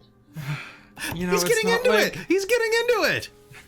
It's not like my name is at all a pun on what I am. Can I whisker you along to tea time? Yeah. Yes, We need should to, really scurry. Oh, and then we should talk about how to steal those treats, because we definitely need a cat's paw for that. Oh no, Maybe. they'll be furious. And with that, you head out to go have tea time together. And I think that's a good place for us to take a quick break. So folks, don't go anywhere. We'll be right back after these words from us, actually, because we don't have any sponsors this episode. We just have our games. So Us. hope you're having fun.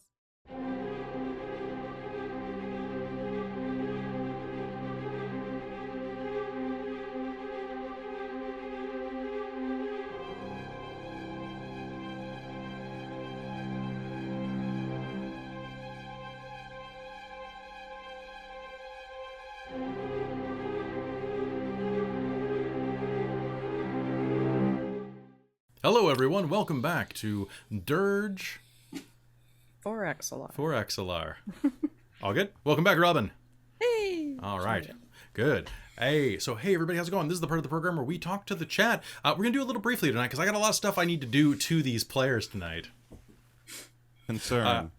Yeah, very concerned. So quick shout out to everybody who is in the chat right now. I noticed that I have 2 divine producers in the chat right now. Of course, I have Soul Omen, who did a lot of the creation for things that are showing up pretty good at their own pace inside of this this campaign. But also, I see that DM Mike is here. So DM Mike Gaming, good to see you here, man. I hope you can. Hope you're listening in right now. I see that you're just posting in the chat. DM Mike is not only just like one of the nicest guys in the world, but he is also a DM for a number of kids and I think young adults as well that are getting into role playing in spite of visual impairment. So like working with like people in the blind community who need to get into role playing, and it's so cool to have that hobby spread out. And just watching, he's been telling me stories for a while about how like he's kind of set everything up, and it's a really cool world. I hope that you should consider recording it if you haven't already. Like I know you've got a channel, dude, but like consider doing like just an audio broadcast or something. If you can get someone to run the tech, or if I don't know how easy it would be, but like that'll be rad to hear. The Tavern of Tales type of thing is really cool. And yeah, he's happy to be here. Nice. And we have a nice romantic stream. We are. We're all amused. So amused. Muse, I mean, Yeah. Nice. when she was reading her incredibly pornographic novel, and she's like, "Oh yeah, I read these when I was younger. It was a great inspiration for my work." Yeah. And you're like, how old Really? were you? And you can watch Kat's eyes going like, for legal purposes, 18. For legal purposes, 18. But for dark backstory stuff, we're not going to say that. We aren't gonna go. We're not going You know there. what? Cat girls are, you know, I'm not going to say anything. I'm not going to say anything. It's Yep. it's Don't not worth say it. Don't say it. It's not worth it. Don't Cat do it. girls are It's a nice made-up- creatures. They Yeah, are. it's a made-up world. Who cares? It's a made-up world. It's also weird because I've been spending a lot of time listening to DM horror stories, like while I've been writing, and I've been having them on the back of like Crit Crab and people like that. And some of the stuff that I have heard there, oh boy, because people really look at that sliding age thing inside of books, where it's like, oh, halflings are this age, but goblins only live to be like 40, so they're like adults at 12 or something. So like that. It's the same type of people who go into anime and they're like, well, technically she's 400 years old. And it's like, if it has to be technically, dude, that's why I aged Farah up.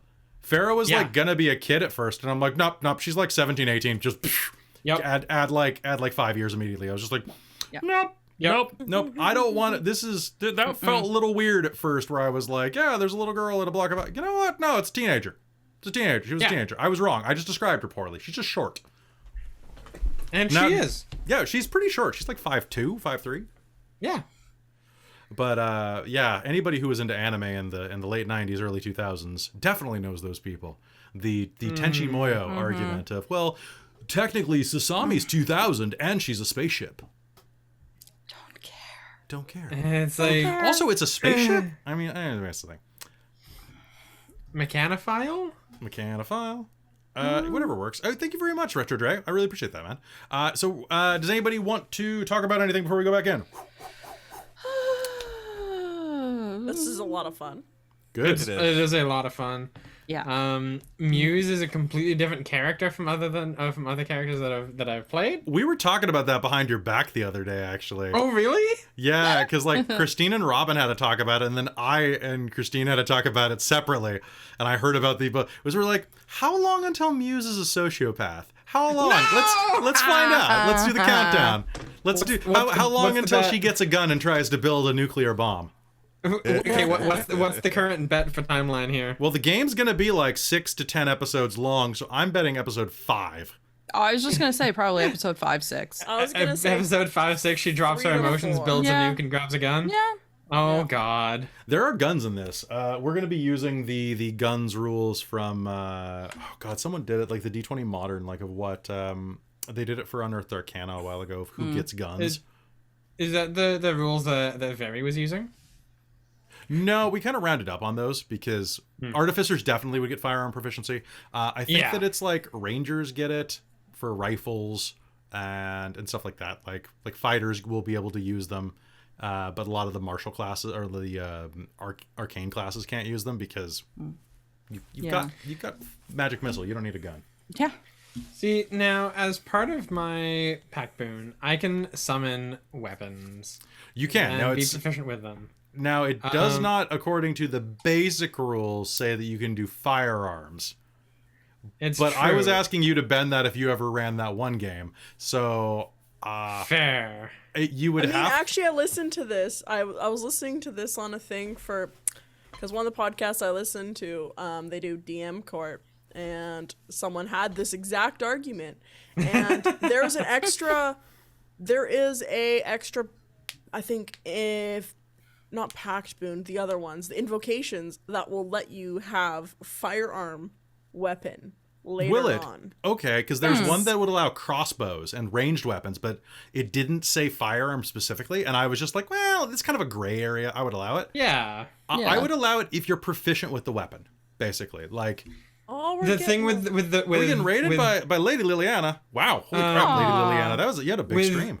Being a hex warrior, because she's first level, she is proficient with any weapon that she summons.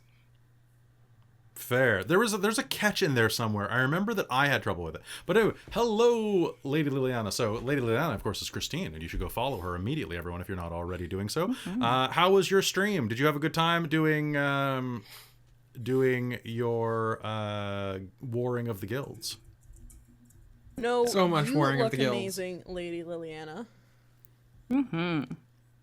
Oh, and Paradoxical Ghoul's there too. All right, good job. Nice. Hi, Ghoul.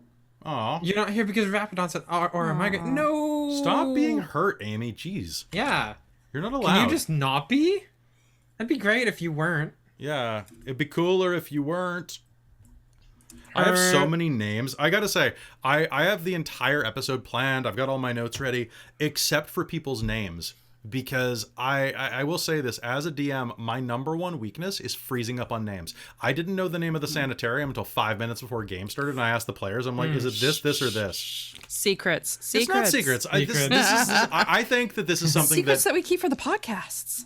but this is something that new DMs need to know. So like true. every DM has their weaknesses. Okay. We all have our really weird quirks. I am self-referential to the point of parody. Really? Really? I know. It's great. It's so good. Well, I think I only know like 2 people here that DM really, and it's like me and James. That one. And I love James's. My favorite thing is James's quirk that he does in modern games. And that he accidentally names characters after famous celebrities. I know, because I don't know famous celebrity names. I just don't know them. So I'm just like, this sounds reasonable. So he who's appeared? That's why it sounds reasonable. I think it wasn't Nelly Furtado, but it was someone like Nelly Furtado. No, I don't think I've ever done that one. I did James Brown at one point. You did James Woods. James Woods came up a couple times, and I was like, yeah. Oh my god. Ooh, piece of candy. And then there was there was a woman that showed up, and it was like around the time that like Nelly Furtado got big again. Or got big for the first time. It was someone kind of like her, and I can't remember who it was. Yeah. But she showed up, and I'm like, and I would always look over and be like the singer, and you'd be like, oh god damn it. Yeah, right. It's great. It's great. Does James stream games? I mean, he should. He should. It's I haven't done it in a while. you did it for Candlekeep. Oh, was it Shercrow? Might have been Shercrow. No, it wouldn't have been Shercrow. You know Shercrow. Yeah, I don't think it was. But someone like that, yeah. History on the right. But yeah, you did some Candlekeep, and that was fun. Yeah, I've been kind of thinking about maybe doing that. I might do like just some small project stuff. I want to kind of do an Expanse game at some time. So. Well, let me know if you want to stream it. You can borrow my audience. Like we can put it in a time slot. We'll talk to me. We'll talk. Sure. Or you do it on your own channel, and I just raid the hell out of you. Works too. Like depends if you want to put the legwork in or not, right? But the Expanse game could be cool depending on what you do. And but yeah, no, like you've done Extra Life games, and you've done you did some Candlekeep, and Candlekeep, man, those modules were a mix. They were a real mixed bag. Yes, I liked elements of them, and then I had to modify mine a chunk because I just found it didn't work the way I wanted it to. Right, and then I found that with I ran that entire module where I had to rewrite it from the beginning because the premise didn't make sense. Because it was like you have to retrieve a body that's been unearthed because it was sucked into the shadow realm because it was unearthed. It was basically a chicken and egg problem, where it was well, why is the body gone? Well, it's because when anyone ever tries to dig the body up, it creates a portal. Why'd they dig up the body? To create a portal. But no one knew about the portal. You're right. What? Nobody knows. Nobody. It's just one of those D&D plots where people and they were not. Chahista's right. They were not one shots. For the majority, they were not one shots. No. They were not designed to be. Insane. I had to do they 2. weren't. I had to do 2. Mm-hmm. Well, I had to do 2 on a couple of them as well. There's no shame in that, dude. Some of them were weird. I did like the one Bricarius ran though, because I got to be Tank Hill in that one, and that was just. Yeah, that was fun. I like finding Rosalina as a character. I love her so much, and I want to play her again. I want to see more Rosalina. I want to play a couple of those characters again. Who was your favorite Candlekeep character to play? Rosalina? Yeah, Rosalina, and then also my girl, my cat. Yeah, Flame doesn't count. Flame's exempt. So That's true. So Rosalina, what about you, James? When you played, did you have a favorite? Well, I only had the 2. Or did I have the 1? I had you played Grit, but Grit doesn't count unless you want him to. No, Grit doesn't count, and then the other one was count. I think it was playing a barbarian. Oh yeah. Everybody really loved him. It was because the he Northern a huge- Raider guy. He was a huge Yeah. dickhead. Yeah, Yeah. he was just a dick. He was. But it was a good character. It was good to get that out. well done. Yeah. Yeah, Krista Marion was really good. And then Cal, you didn't play in that many of those. Neither did Cal. I guess you didn't either, did you? I don't think I didn't, did. no. No. Yeah. Mike jumped in for one. I Mike think. played a lot. He played. Yeah, he jumped in for a Who few. was that douche that he played? Oh, There's a list. It could be several people. Was it the one that kept running Was it away? Zan the Plan? Was it the one who kept what? oh, One that kept running away. yes. I have to look. yes. I know which and one I it is forget- if I see the name. That was his like J Rocker character. Yeah. I got married. Rosalina got married. That's true. I think I gave one of those brides away. I gave Taryn away, didn't I? Yeah, you Yeah. gave Taryn because she's your granddaughter, and then you gave your ring, which Taryn proposed to me for. Oh yeah, the one that like has like secret magical powers. Yeah, that's how she conned it off of you. That's fair. It's true. Ooh, there we go. Also, I feel so pretty tonight. You look pretty. You look very Are. Like, I actually feel super attractive tonight. You are. And it makes me super- really, really happy. That's Super awesome. attractive, barely an inconvenience. Super attractive, barely an inconvenience.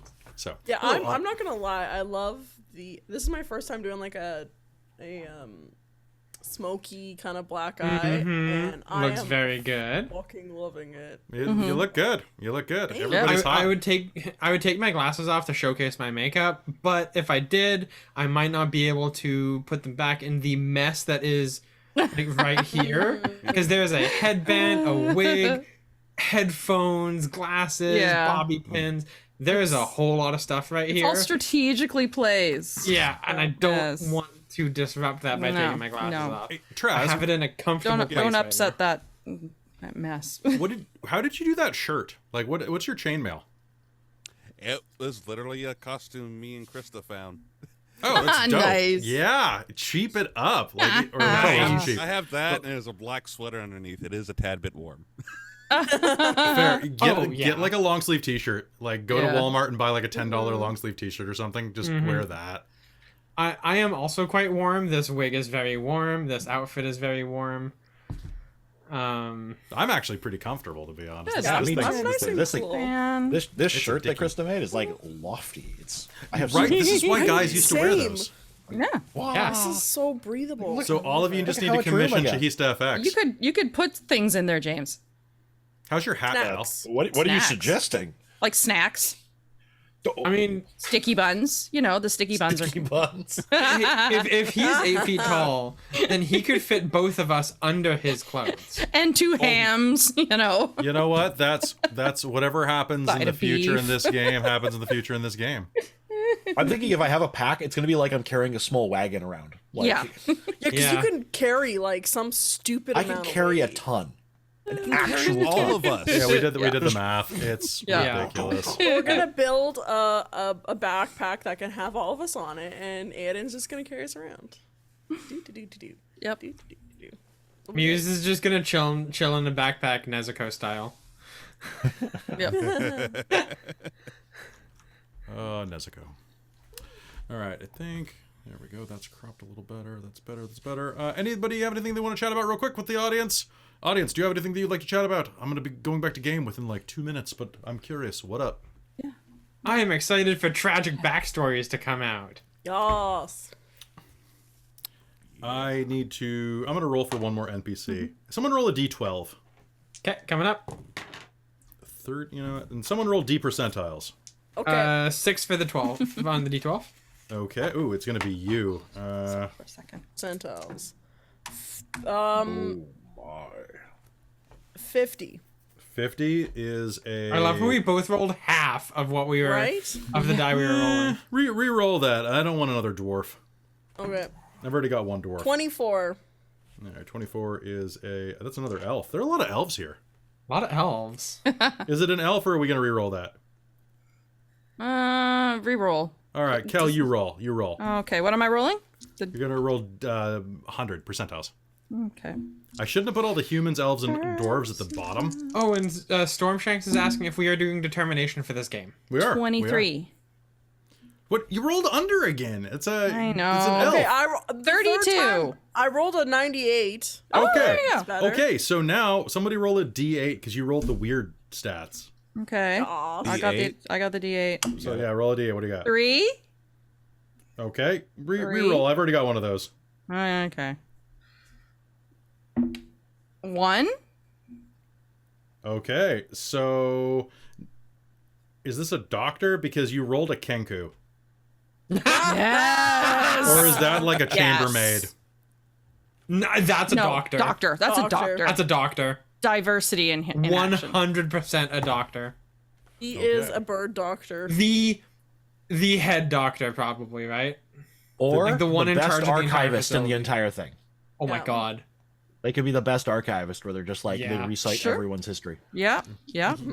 Is this like frickin' like plague doctor looking like raven walks in and opens his mouth and goes, recording for the Magnus archives. It just starts like, Yes.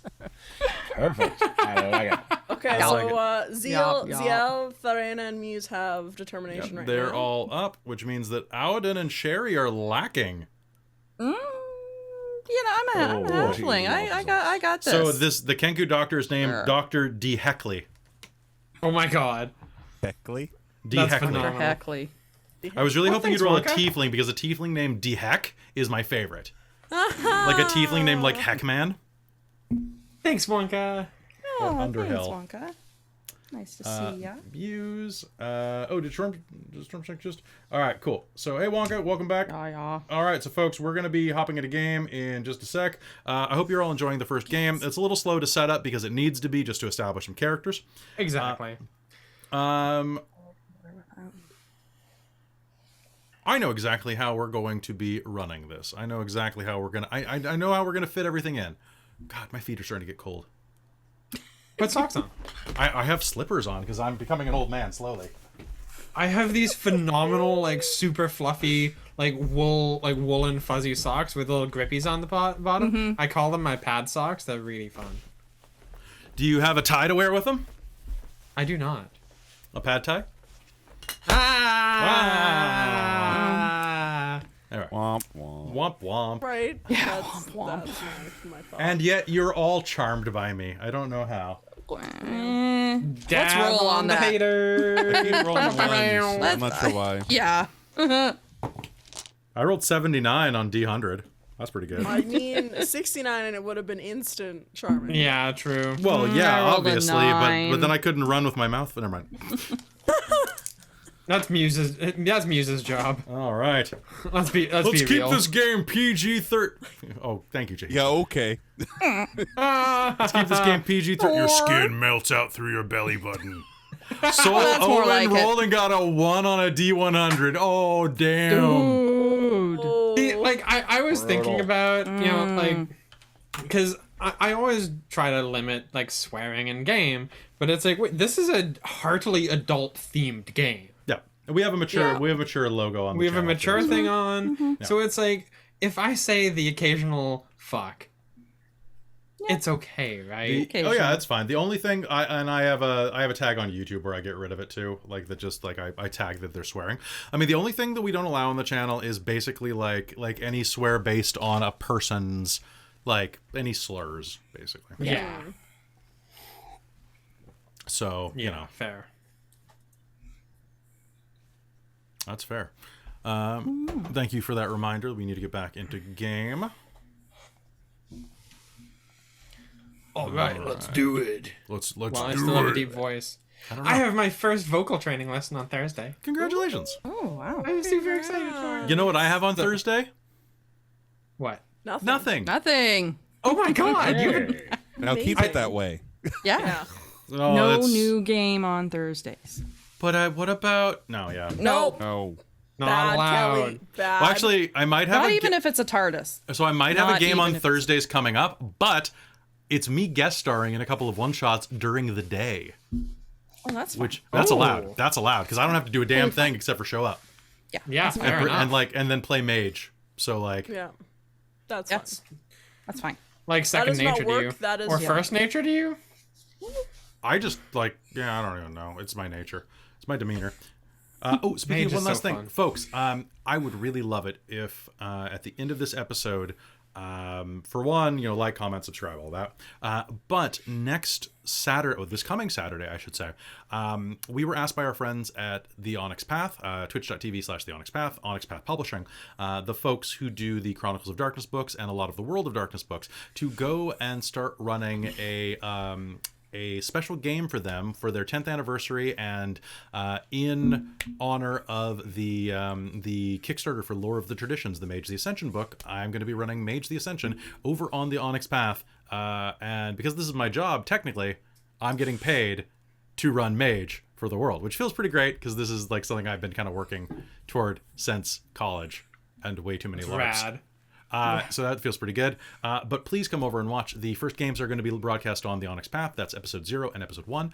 It is a fantastic game that is set in modern day San Francisco and follows around two couples in the magical world as they uncover the sins of the past and try to cope with the rocky road ahead of them in the wake of tragedy. It's going to be a little fun game, about 5 episodes long. Episodes 0 and 1 are going to be broadcast on the Onyx Path, and then the rest are going to be broadcast live on Dork Tales. The episodes will be all broadcast again on Twitch and on YouTube after their cooldown period for their VODs stuff. But it would be fantastic to have you out for that and get your support. And also, the first 2 games are on the Onyx Path, and the third game, please come watch it on Dork Tales, because I'm actually having to run on my birthday. So please come spend my birthday with me when I run Mage, because it's honestly, what else was I going to do on my birthday, really? It's the middle of a pandemic. Mage. I was going to run Mage, right? So it's... And Nacro's asking what time. So it's 7. happening? 7 p.m. Pacific. It's Pacific Standard Time. So come over then, and it'll be a lot of fun. And I guess the last thing that I wanted to say as well is thank you. I mean, my birthday, it technically starts at midnight, if that's what you're asking, Necro. But I would strongly suggest that any of you who are not already members of our Patreon, go to patreon.com/dorktales, support the channel, toss a coin to your streamer, because, hey, this is a freaking job, folks. And if you enjoy the content, help me pay my rent. And help me buy better equipment, because, That's what we do. yeah, That's that's what what we we do do. here. I own so many microphones right now. It's ridiculous. And so If many you green want more screens. content, help pay for it. It's really Yes. true. Also, then you can do crazy stuff like, buy whatever is coming in this game in an episode or 2. Or 3 or 4. You don't know, but when it comes, you're gonna know when it shows up. When it shows up, you're gonna be like, thanks, soul. That was a terrifying thing that I didn't need in my life. And yes, it isn't. But she did it. So hey, there you go. Also, I changed around some of the tiers. The wizard tier is even better now. Ooh. So there's a wizard tier where I encourage you to put wizard on your resume. And if you put it on your resume, I will give a set of contact information for your future employer to contact me. And I won't say that you're good at anything except for being a wizard. Awesome. So if you're applying for like a tech job and they're like, well, that's nice. well, how is their knowledge of Python? I'm like, they control many pythons with their magic staff. So, Oh my god. never And mind. now I don't want wanna- I want put to a do that disclaimer- and then just go apply to a bunch of different jobs Do just it for that. I put a disclaimer in there that I do not guarantee you will get this job. In fact, I probably assume not. you won't. But you know what? If you want to laugh, I'll do it. I'll give him my email. I'll give him like a phone number through email after a while if needed. But yeah. That's basically it. It's gonna be fun. So folks, let's head back into game. It is. I mean, some tech companies would appreciate that, Storm Shanks. You're right. Also, Yeah. good to see you, Storm. I hope you're doing well. And also, you should check out the game, because I know you're a huge board game addict. There are 2 board games that I've picked up recently that you should look into. Actually, James, I think you know Storm Shanks, but I'll tell you later off camera, because I think we all went to school together. Oh, interesting. Yeah. Actually, I don't know if your paths cross, but they're a very nice person. I think you'd really like them. That's I have a game where it's a Jenga Tower role-playing game where you play as a roommate of death. Are you playing Jenga with death? No, Jenga is the dice mechanic. Oh. Oh, nice. So when you do something, you have to remove a block. Oh. Well, that's Yeah. interesting. And then I got another one called Jiangxi, which is a game where you are Chinese American or Chinese Canadian immigrants trying to run a restaurant in the 1920s while facing racial oppression. So it's run a restaurant during the day and at night fight the undead Oh my god. because hopping vampires have shown up. Great. It looks so good. It looks so good. We can't run it on the channel because it has some definite problematic. It addresses problematic elements of history, and I don't think that It's a good experience. It sounds like, but it's a but great not one experience. that's suitable for Yeah. a stream. Yeah. Also, hopping vampires looking at you, Vincent. Yeah. Yeah, this is basically Bunnicula. Speaking of which, you read the Bunnicula books, right? Oh, I remember the What the Bunnicula hell, books. Cat? Go Oh look up- my goodness! Maybe really? not. Maybe I don't know. Go look up Bunnicula. It's about a vampire. The celery Vampire stalks at bunny. midnight. Yes. I mean, I know the Carrots meme. dry. Folks, we are going to be hopping back into game right about now, much like a hopping vampire. Yes, we should get back to game. Thank you for the poke. I appreciate it. All right, so heading back into game. And Kel, stop making your mic do that noise. What noise? I think you keep bumping your table. Oh, okay. I'm gonna get you. We gotta get you a mic stand. I'm gonna put that on my list. Hold on.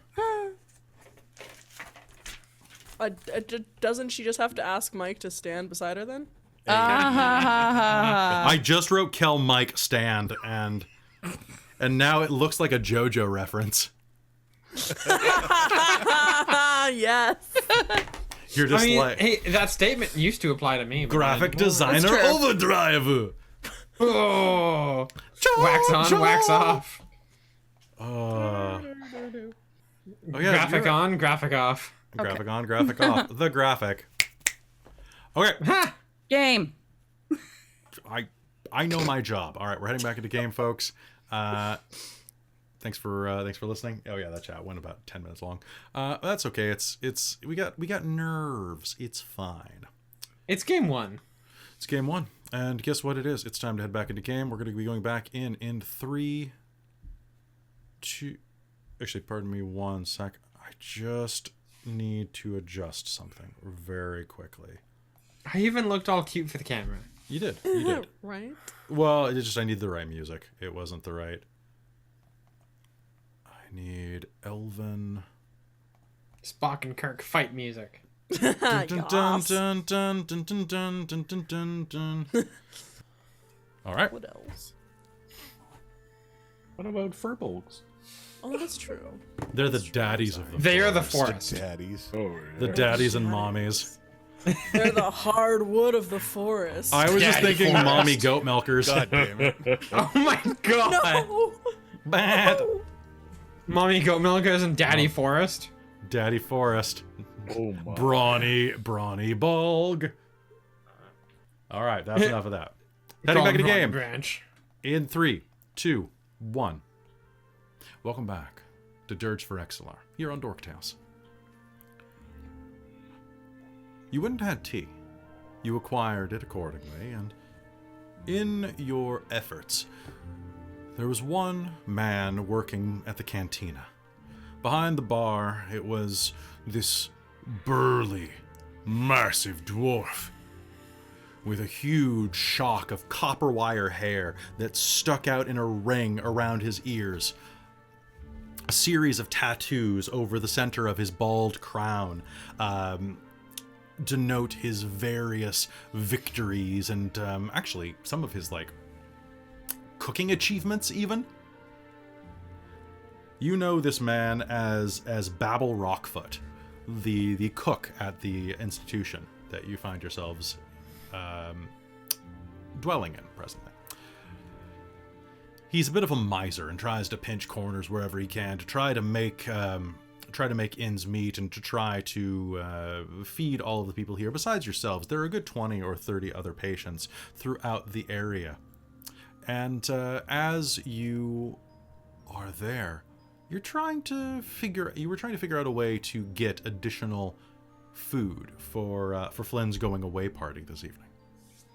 What was your plan? What did you do? Tell me how it went.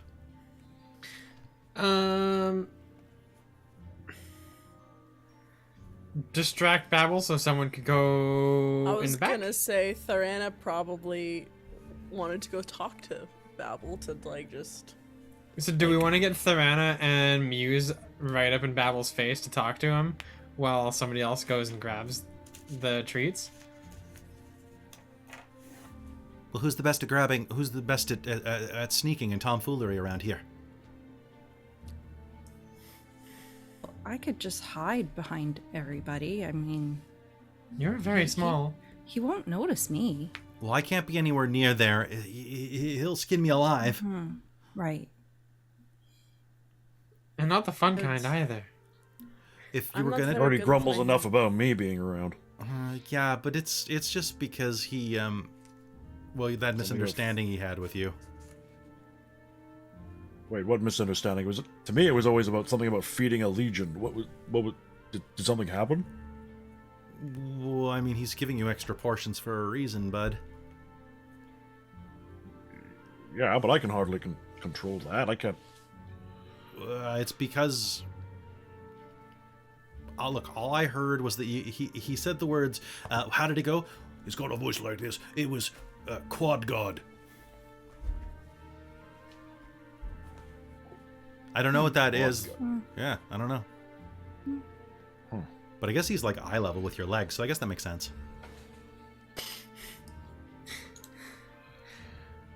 Well, Yeah. And he's really been complaining about me. I mean, he's been saying that you're obtuse.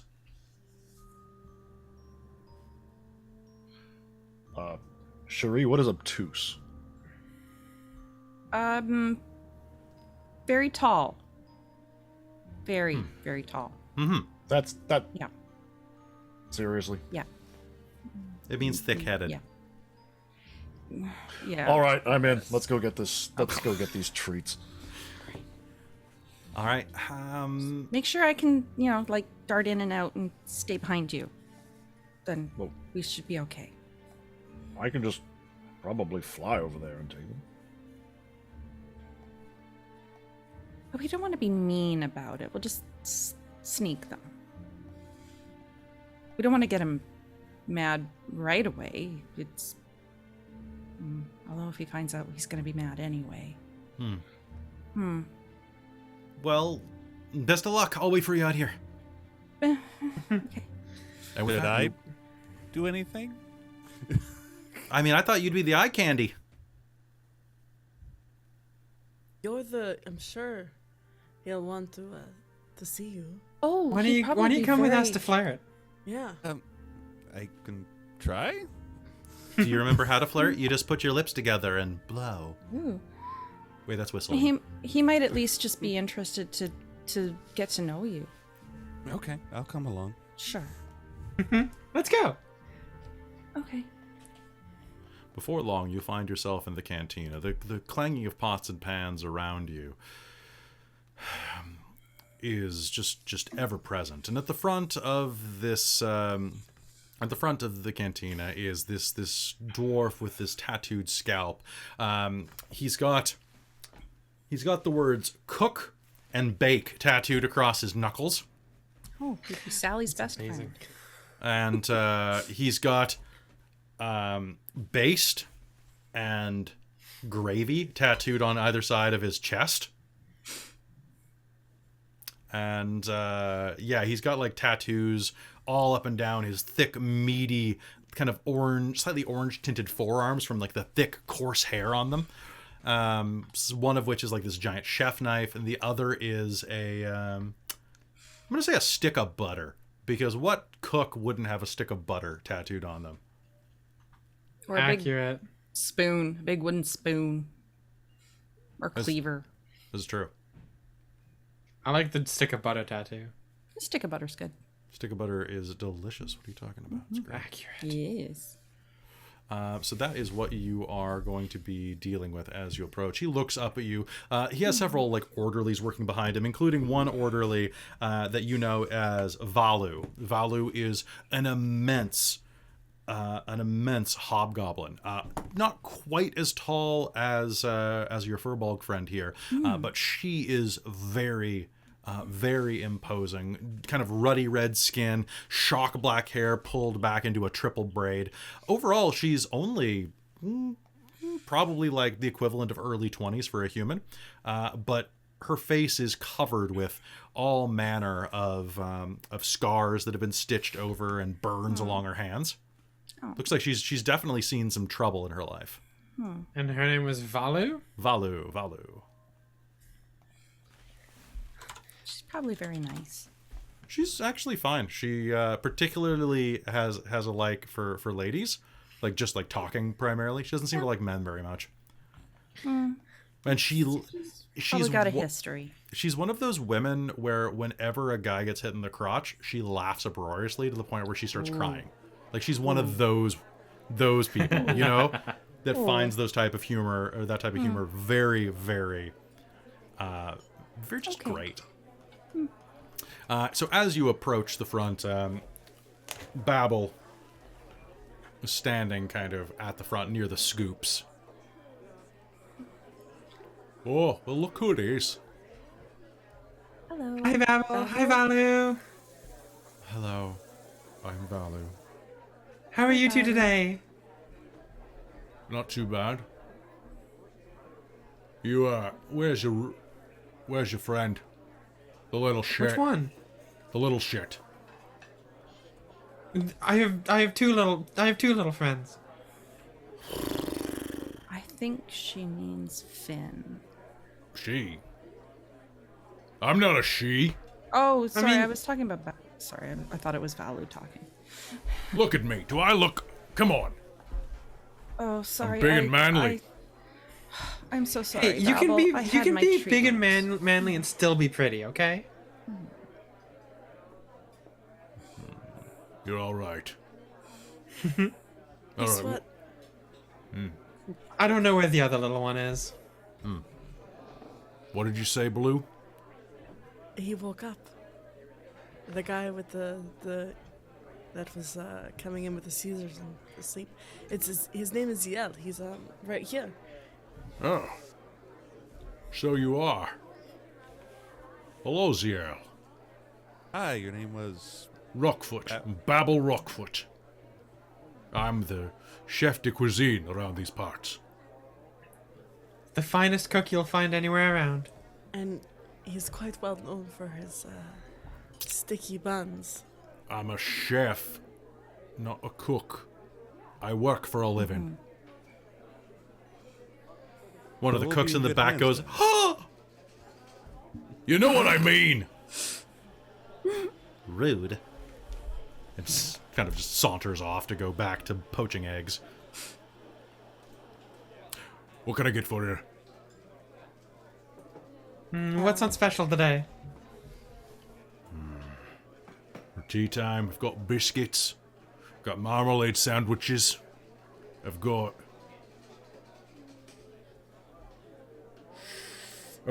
peanut butter and banana cookies, and I've got fresh baked banana bread. Do you have anything on the secret menu this afternoon? Maybe a persuasion roll. Coming right up. Can I give her advantage for helping? How do you help? Oh, she was like also being talking and like smiling sweetly and Being super flirty. Smiling Yeah. sweetly. If you've dragged ZL over, I'll allow it. okay, yeah, she would 100% have dragged ZL over. Okay. Yeah, he'll come along. That's going to be only a 16. Only a 16. I mean, I guess we are only level 3. It's not quite set yet. But in the case, I've got a rum cake that's setting. It's a dwarven rum cake. Oh, With the that sounds thickest, amazing. most molasses. Look. If you want to put on some winter pounds, that's the place for it. I mean, I have a thing where I don't put on weight, so I could. So I'd love the challenge. You're going to be a pretty round cat if you eat that. It's gonna go down hotter than lasagna. What would we have to do to get our hands on some No. of that? No, it's off limits. It's got to keep curing, or setting, or any term that you might not recognize.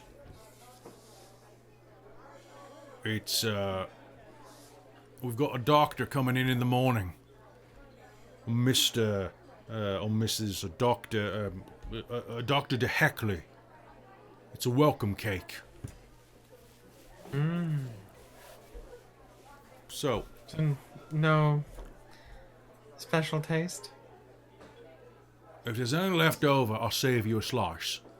Oh, come on, Babel. You want to take a doctor of this institution's welcome present and eat it for yourself. I just want to taste. Everything you bake is so delicious. Yeah, I'm a master baker. Yeah. And Why do you think I Cia's want a taste of just- it?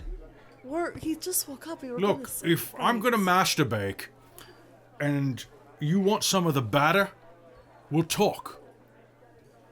I've got some cinnamon rolls I'm working on right now. You can absolutely have the batter. Oh, that sounds delicious. Yeah, it is. You make the best glaze. I It's so thick and creamy. It's true. You should definitely try my cream pies. I haven't had a chance to make them because we've had a bit of an issue getting some of the milk ingredients in. But honestly, a nice thick custard just rammed in there with a special with a pipette. Nothing better than that. Just feeling. God damn it! I was good until I saw James. I was good until I saw James break. I tried so hard. God damn it. I think Aridin's probably just gonna put himself behind a pillar or something like that and just kind of chuckle out of sight. So Babel, you know what gets me going. what? Look, if you want some of the cinnamon roll batter, I can absolutely batter you up. I love that. I'm making a buck cake right now, as well.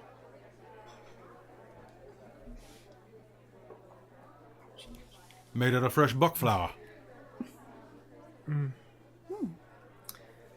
And she's going to like lean over because I'm assuming there's like a counter, and he's just like behind the counter.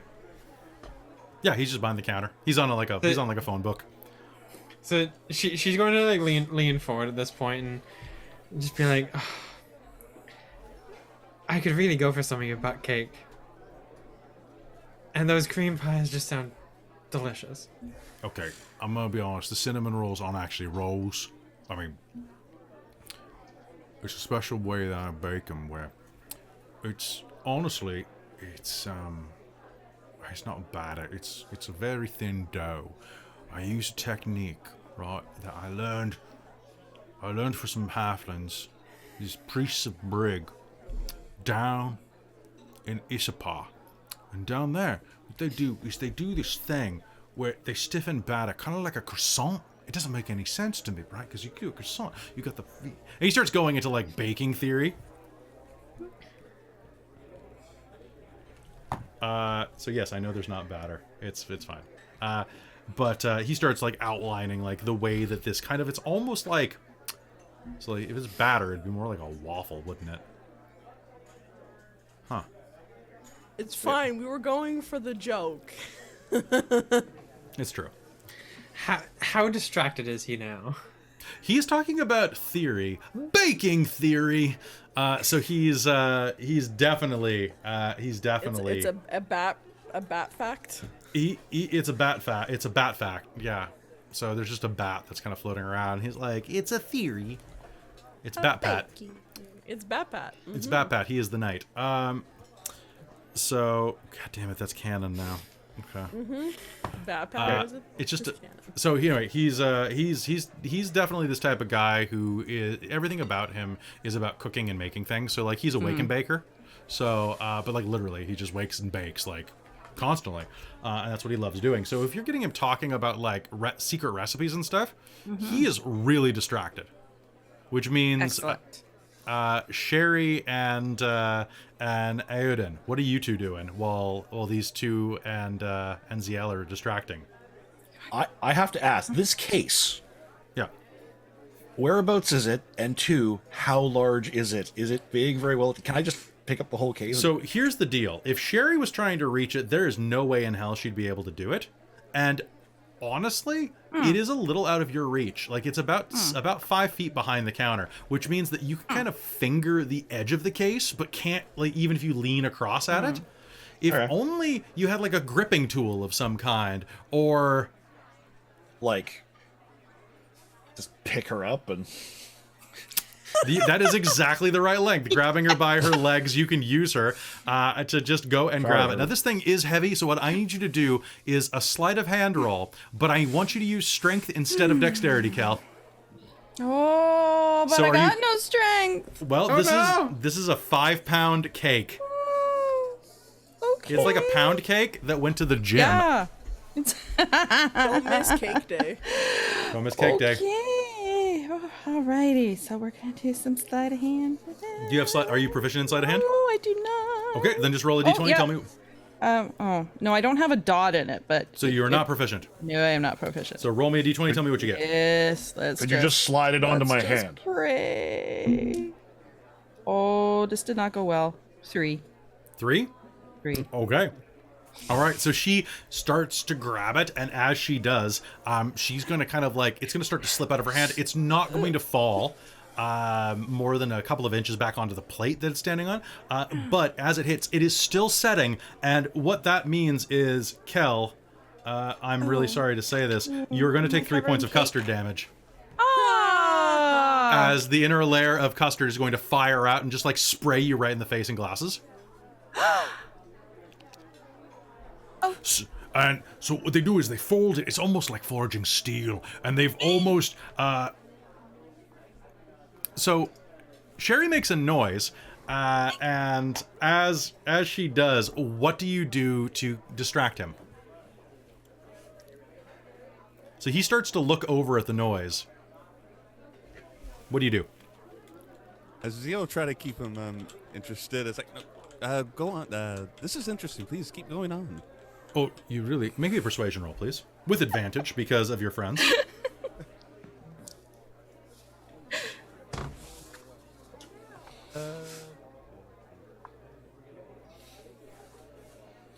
I think if that also, while he's saying that, would be Thyself gonna be like, oh, do you like reading? Cause you should have hear Muse's story she's reading right now. Oh my god, I'm reading Quite just the intriguing. hottest novel right now, and it's just... Oh, I know. Bake me up inside. Right? Oh, Oh, I haven't read that one. Oh, it's about the Benevolent Order of Bakers. Oh, it's real hot. Steamy. What'd you get on your roll, Ziel? 19. But enough about me. What kind of pastries do you like? I'm betting not many. Your carb count's probably pretty low with that lean body mash. To be honest, I don't remember, but my friends here tell me you bake the best. Are you trying to flatter me? Or are you trying to flatter me? It's not flattery if it's truth. Wait, yeah, it is. It would still work. But yeah, basically. Let me get one of my onion buns for you. I use a sweet Vidalia onion that comes from the mainland, and it's just... You think it'd be savory, but it's actually sweet. It's the Sounds best. good. Oh. It's more than good. It's gonna add words to the lexicon of your dictionary. And he's gonna turn around, and as he does, Sherry, you can make me another roll. Oh, let's make this a good one. Please, please. 18. Okay, so you're gonna be able to grab it and hold it steady long enough that you can like be pulled back into Aiden's hand. So Aiden, this is like a dense thing. Like this is like a cinder block of cake. It's a little lighter. It's about like 2 ounces of cream, like less. All right, so Aiden's gonna be like, I'm gonna just gingerly take this from you, and I'm just gonna like, and just like carry her and the cake off around the corner. All right. So Just using my body mass machine. Babel will come back and ply you all with a small takeaway box of cookies and buns and various treats. And as you are getting ready to head out, he will say, "And for you, one last thing.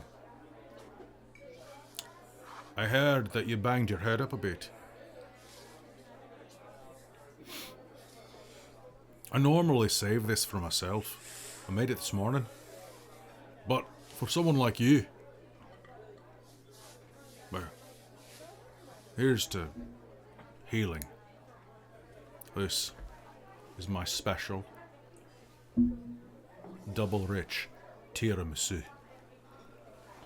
And he will slide you a small potted tiramisu that honestly looks like it is dense enough to absorb light. Like, you think that you could use this to avoid radiant damage? Like, you just... Tiramisu. Tiramisu. Also, damn you, I'm so hungry now after this. This is all I do. I do the George R. R. Martin thing of like, oh yes, you're expecting sex and violence, but in fact you get food that I make up on the spot. Yeah, I think him and Sally would get along very well. Sally would like to share his recipe knowledge. When you get back, I'll tell you how I learned my cooking. My mutton was from this.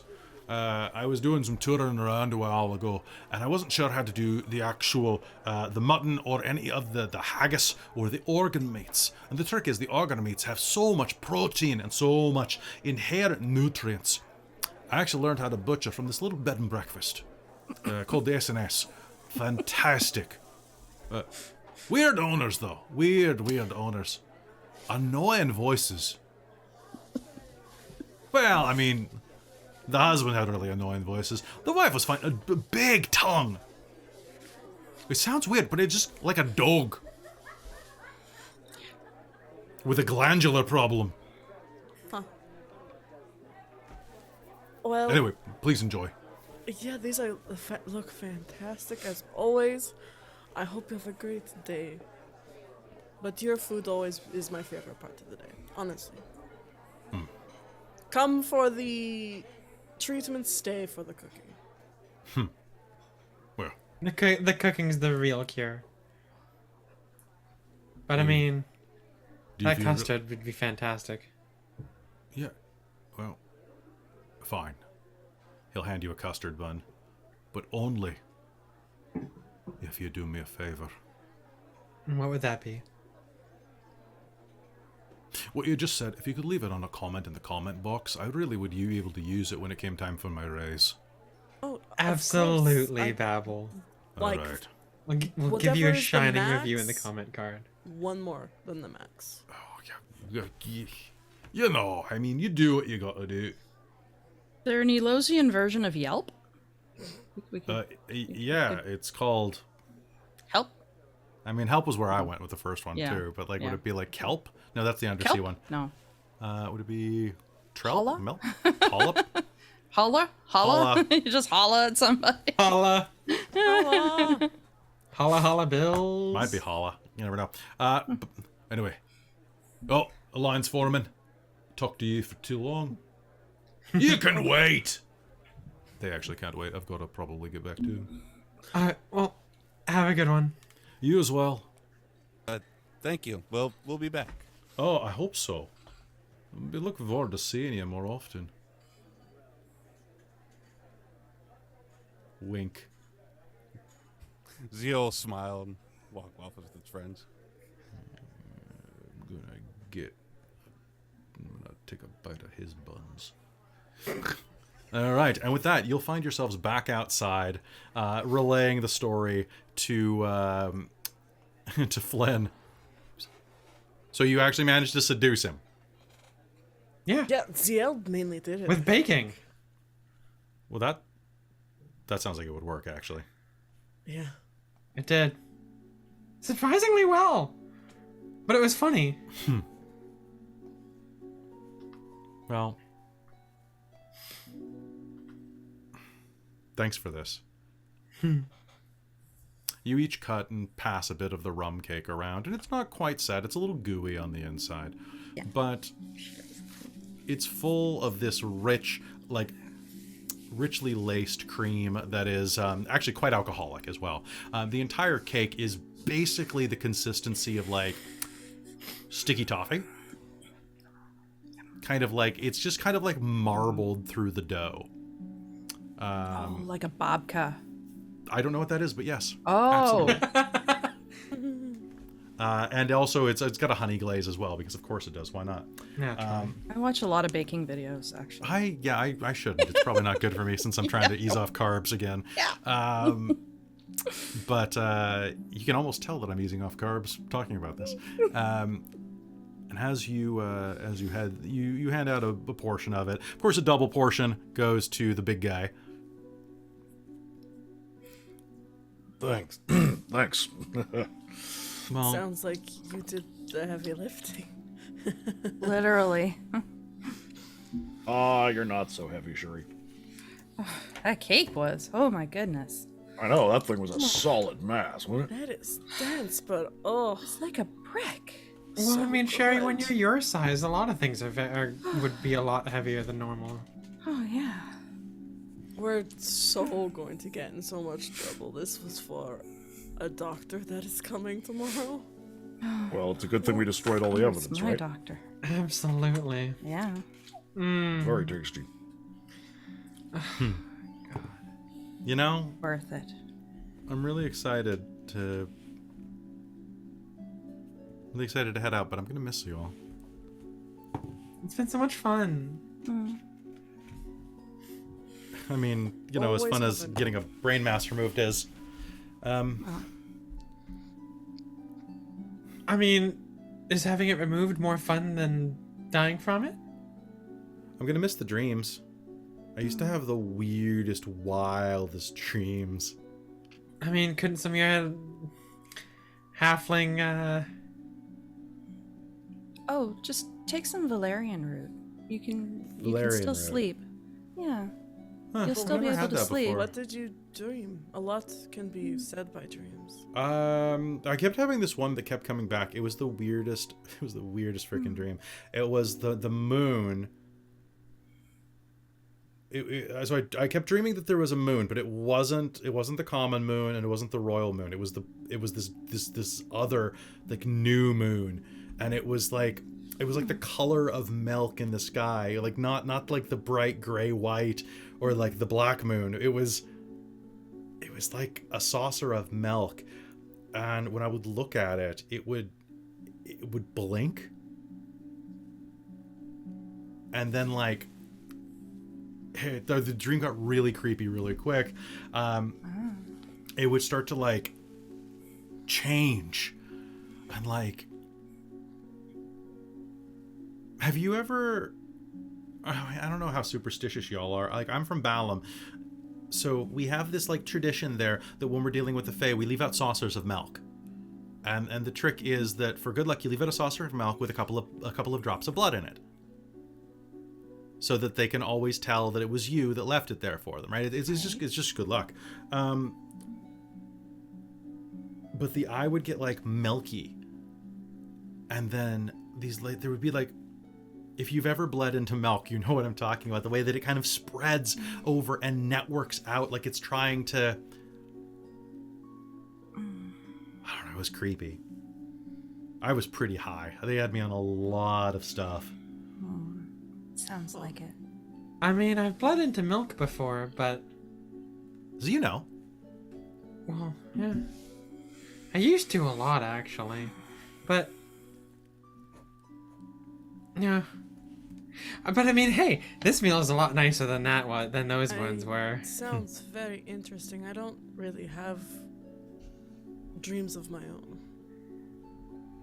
Why not? Oh. That's too bad. Yeah. Well, I have dreams. They're just not mine. oh. Well, you can I have dream, mine. but usually... Wait, how can you have dreams that aren't yours? Yeah. That's actually really curious. Oh. Aren't they yours as soon as you have them? I guess maybe I've never met my people before. What I people? am a dreamborn. Oh yeah, they wake up as different people sometimes. Oh. Wait, have you met one of those? I haven't met one of those. What's a dreamborn? I thought you were human. I am Yeah, you're human shaped. I am human shaped, but I am literally brought into being by a god, a sleeping god, or great legendary creature. Is there anything lazier than a sleeping god? But if the dream changes, that can change my appearance and the race, gender. And when I dream, I'm actually having my god's dream.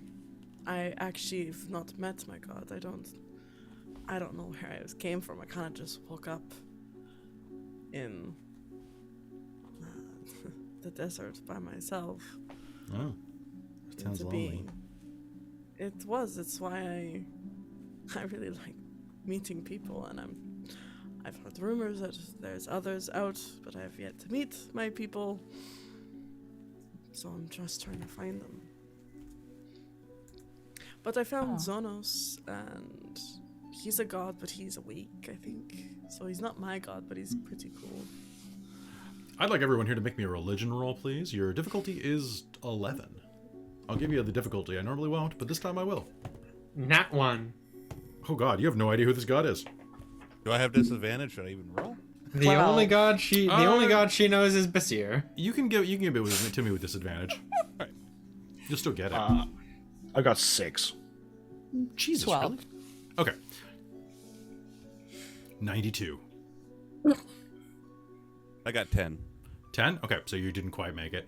All of you will kind of like, it sounds familiar. Zonos is a medial or lesser god, depending on what you believe, Kel. Sherry knows that he is one of the gods of medical things. Particularly, he is a god of plague and a god of prophecy at the same time. Basically, a god of fever dreams. Okay. And with, what'd you get? You got a 12? 12. Yeah. So you would know that, and you know that there's some connection between him and the goddess of healing, Samira. Mm-hmm. Obviously, it seems like they have... you can't remember exactly the story. It doesn't seem like an antagonistic relationship, though. It's kind of a weird one. But that is Kind of definitely fits a... together somehow. that they're connected. And it is definitely an odd god to praise in a hospital. So, okay. You like him, huh? Wait, is Zonos? He's a god of prophecy.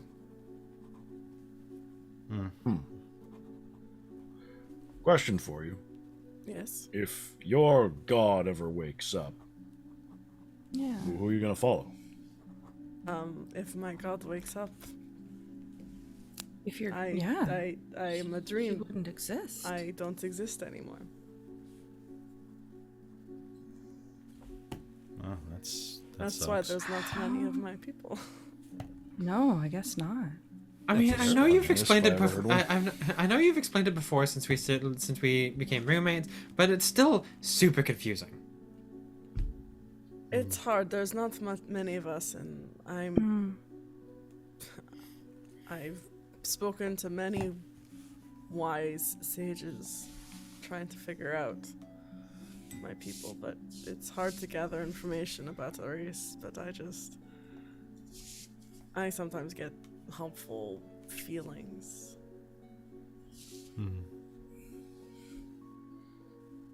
But I kind of just, when you know. Yeah. I know. Yeah. Well, here's to whoever dreamed you up never waking up. Here's to going to meet the Countess. That's great. Yes. Seriously. Exciting. It's exciting. Like, I mean, to go and meet like the medical board, like that's really cool. And to think that like I've got something in my brain that can actually like help people. I mean, that's nice. I failed out of Bard college. Like, Well, I didn't go to college. I mean, I never went to school. oh, you're really knowledgeable. Kind of. I talk to a lot of people. What- Don't know what's many a- books, but I talk to people. What's a school and what's a college? A Where school you is a- learn stuff. Yeah, it's a place where people tell you stuff that they want you to know, and then if you don't pay attention, they kind of kick you out. Oh, like the And like the Elders college is Hall. like Okay, that makes sense. That makes it's sense. a fancier version of that. Oh, all right. Interesting. Yeah. You see, I was rarely even allowed to leave the house when I was a kid, so yeah. Well, you do seem somewhat fragile. Well, in some ways, not in others. And as you're standing there, are you holding a tea right now, or the cake? Who? You, Muse. She would be holding her tea. So as you're standing there, I'm just kind of She's enjoying. kind of just like this. There's like a slight rattle and tremble to your hands as you're kind of struggling to drink the tea. It is Yeah. very heavy right now. Well, I mean, what do you know? Maybe with some of the extra stuff they got in me, we can you'll be able to get like a more stable version of the cure. I mean, they're always Yeah. looking for ways to upgrade that. I know that they've changed colors at least once in the past decade. It used to be blue. Blue would have been so much friendlier than gray. Yeah, if it works, it works. Anybody who has anybody who wants to can make me a medicine roll. Ooh, I would love to do that. Go ahead. Go for it. I'm gonna say Muse is preoccupied with trauma thoughts. Natural 20. Natural 20? No, I was never blue. He's wrong. He's really bad at this. There's a reason they kicked him out of the College of Lore. 15. Yeah, he's wrong. It's always been kind of a whitish gray. He's thinking of like Powerade. Aiden won't bother to correct him. Yeah, same It's an with aid given by Thorana. the gods of power. Did Tarina and I just basically like share a look and be like, Yeah, we kind of like side eye each other and then like shrug. Who knows? Maybe one day it'll be pink.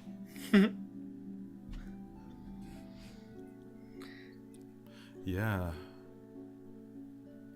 Like the saucer of milk. Ugh, sorry. I went somewhere weird there for a second. Yeah, I don't. At that, So- Muse is going to just kind of freeze a little bit and drop her tea. Because the glass is going to shatter on the ground. Just yeah, the bits of china fly everywhere.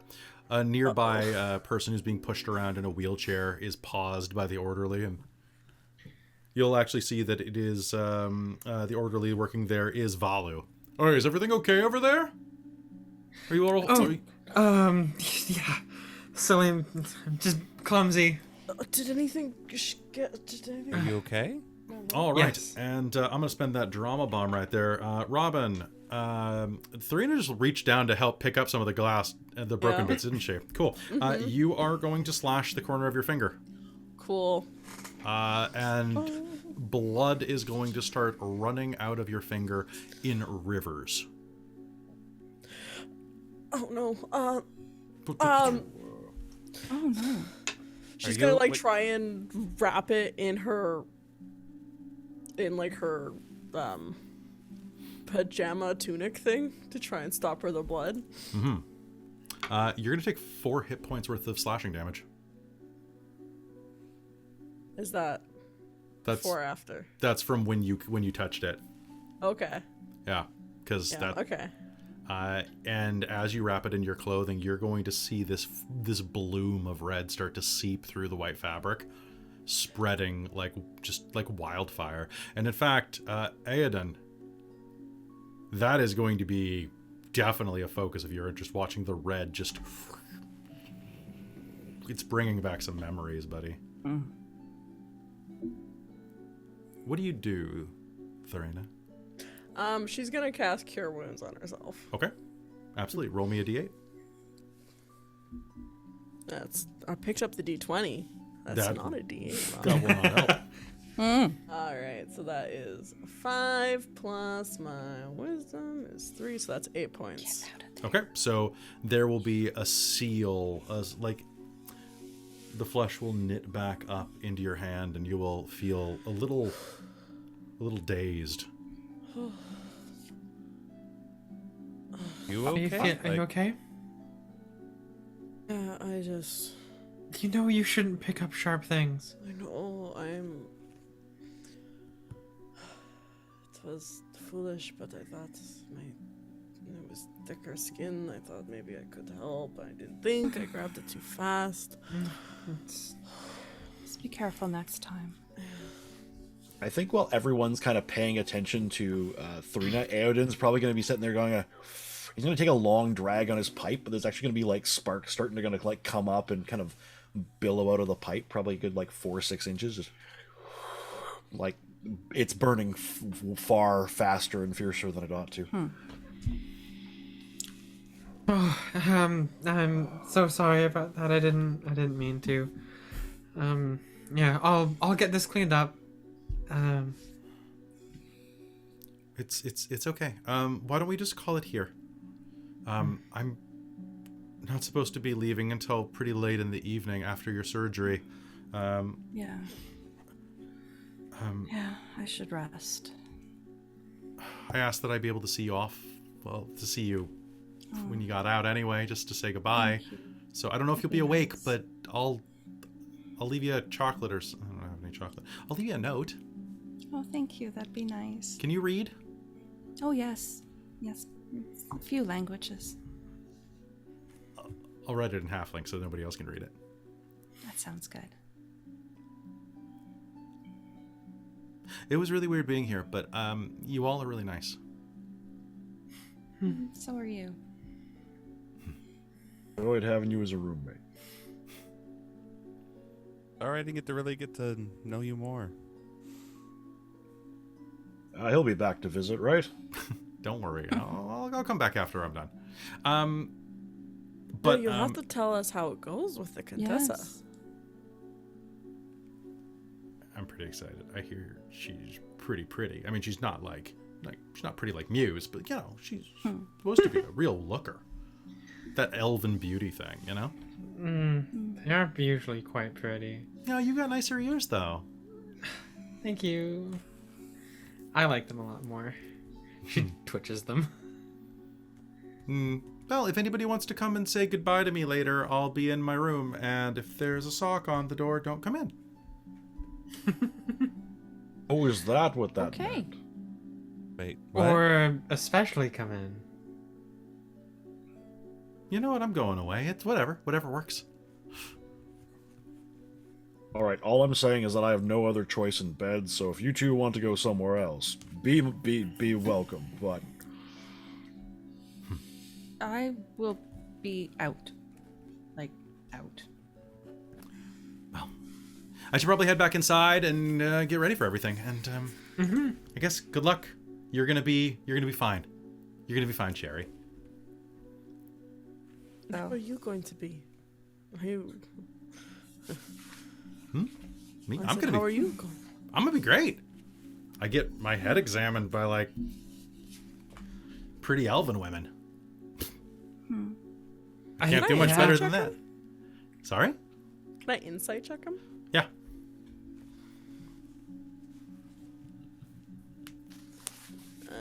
Do.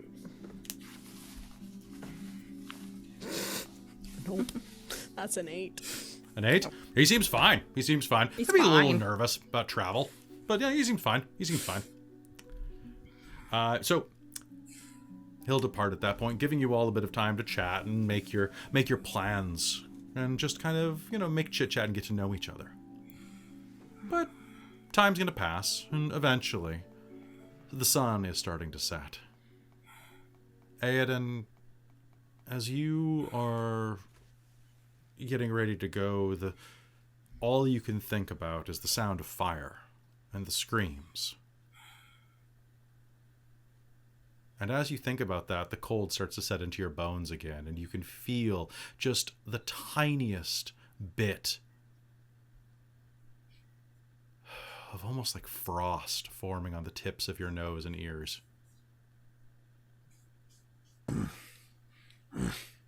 You need to get it back into the bath. Or get another dose. Aden's probably going to go looking for one of the nurses. They will happily give you another dose, and all of you will get a dose in the evening as well. Now, as the night goes on, around 9 p.m., after everyone has started to turn in, the lights go out at 9 p.m. unless you have permission to have a reading lamp or something like that. And, well, soon enough, the orderlies come for you. Sherry. They happily take you and place you on one of the carts. And all right. So, we're going to give you a little bit of poppy milk, and that should get you ready for this. It's going to be a nice, easy operation, I hear, says one of the hobgoblins that's working there. Big, brawny arms that are straining the edges of the tunic that he's wearing. You'll be fine. Don't worry. Doctor is incredibly skilled. One of the best in the world. That's good to know. Right? Yeah. And with that, they begin to wheel you down the hall. The lights are low here as you are making your way through. And whoosh. The lights are low. And the gurney that they have you placed on, they drape a sheet around you where you're wearing just a simple medical gown more than anything, a medical tunic. And as they are taking you through the hospital, you've never seen it like this after dark. A little bit of poppy milk inside of you is making the shadows stretch and grow beyond your perception. And as you do, there's something about this place that just feels disquieting. As you are wheeled down the corridor, that damn fourth wheel of this gurney keeps making that noise as you're pressed, and it's keeping you from going all the way under.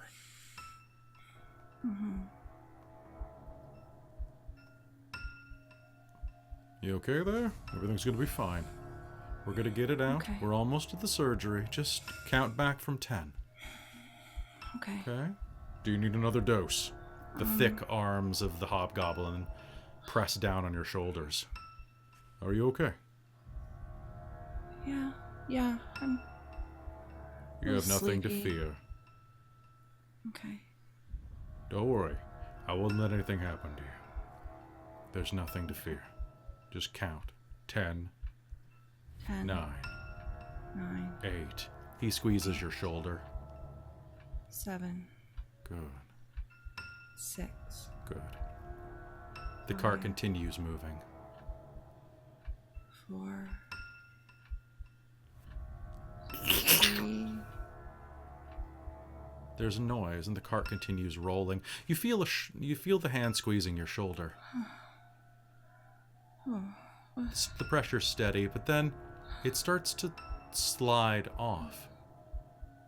Do you reach up to support it? Do you want that comfort on your hand?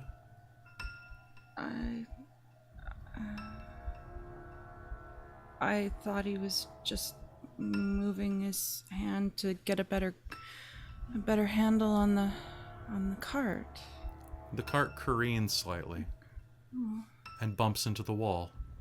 The hand starts to slide away from your shoulder completely, the fingers breaking away. And then you'll hear the sound that reminds you of that loaf of rum cake hitting the tray. A meaty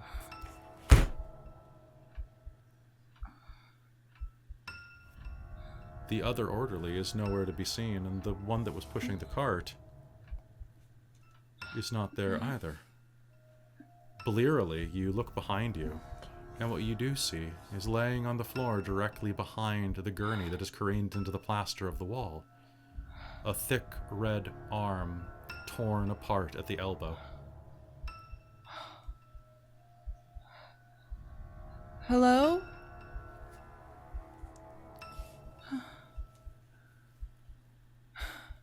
Can you make me a dex save, please? Okay.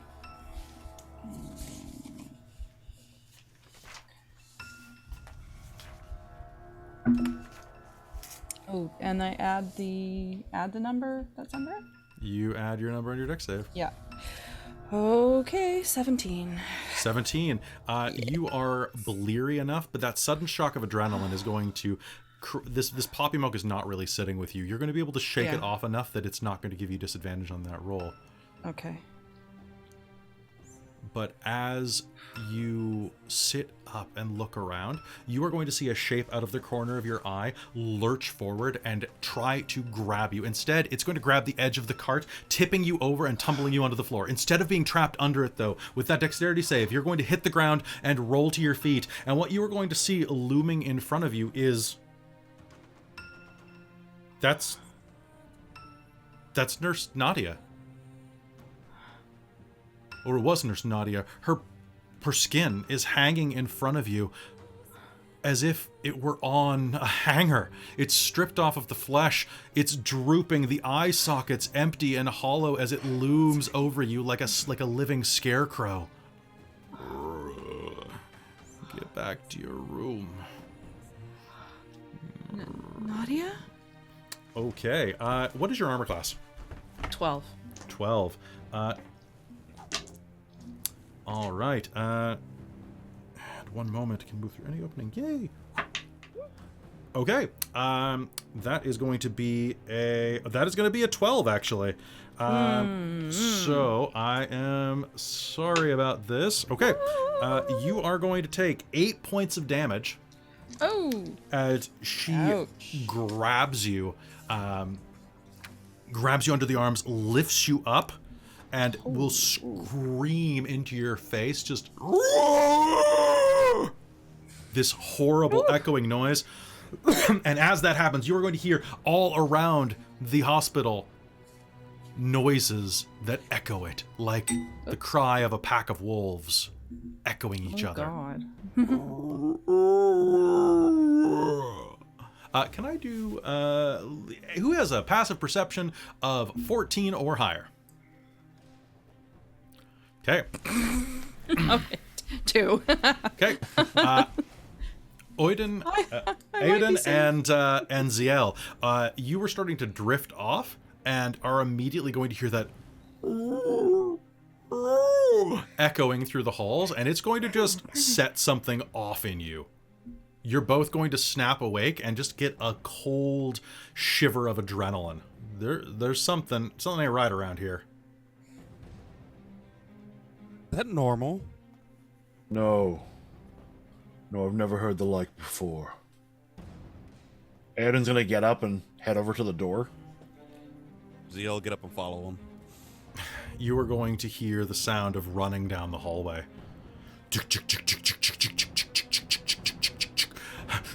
Let me in! Let me in! There's a feel of the door next to not your door, but the one next to it, the one that the ladies are sleeping in. There is, you can hear it. That's the sound of that's Babel. Babel Rockfoot, the chef, grabs the side of the door handle and goes, "Hey, let me in! Hurry! And as you are all inside of that room, waiting for Sherry to come back, you're gonna hear, "Let me in! Let me in!" as your door starts rattling off its hinges. Someone trying to open it, but it's after hours. Your door's locked. This is going From the to. inside, from the outside. This is from the. It's technically either, but it's actually. No, your patients. They have bedpans. It is locked from the outside.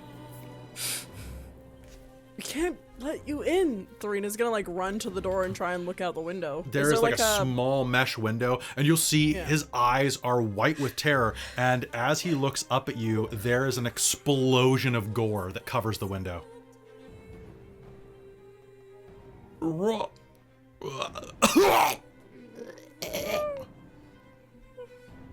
And on the other side of that, you are going to see something like move in silhouette down the hallway. You know very little about what this thing is. You can't even imagine, but it looks like someone giving someone else a piggyback ride. Eowyn, you are on the door to the left that is not completely coated in gore. Would you like to make a perception roll to see what you see? Yeah, totally. And I'm assuming that wakes the rest of us up. I'm assuming so. Okay. So, I have a +7 in perception, but I rolled a natural 1. So in that case, I want you to make me a wisdom Dang. save. Pretty solid. That'll be a 19 for the wisdom. A 19. Okay, so you are going to see everything and are not going to be startled or afraid beyond this round, but you are definitely going to be stunned by what you see. I am going to send you a photo of what you see right now. It is going in our private chat on Facebook. That is what you see lumbering around the hallway. Oh, yeah. Oh, wonderful. Oh. Oh my goodness. I saw this on X-Files, I'm sure. X-Files amazing. didn't have the budget for this. That's fucking amazing. And Kel, the thing that you saw looks. I saw something else. Oh, even better. That's what she looked like. Look up right now. Oh, Yes. Oh. So that is what I Yeah. described. So I don't mind showing the picture. yeah, okay. There we go. All right. With that, I would like everybody to give me an initiative roll, please. Am I there yet? You are not there. I am not there yet. We are going to be cutting back and forth. To Oh, yeah, because I still have to get away from Nadia. you. I like Nadia. I did like Nadia. Okay. All right. So everybody, pop in the Zoom chat.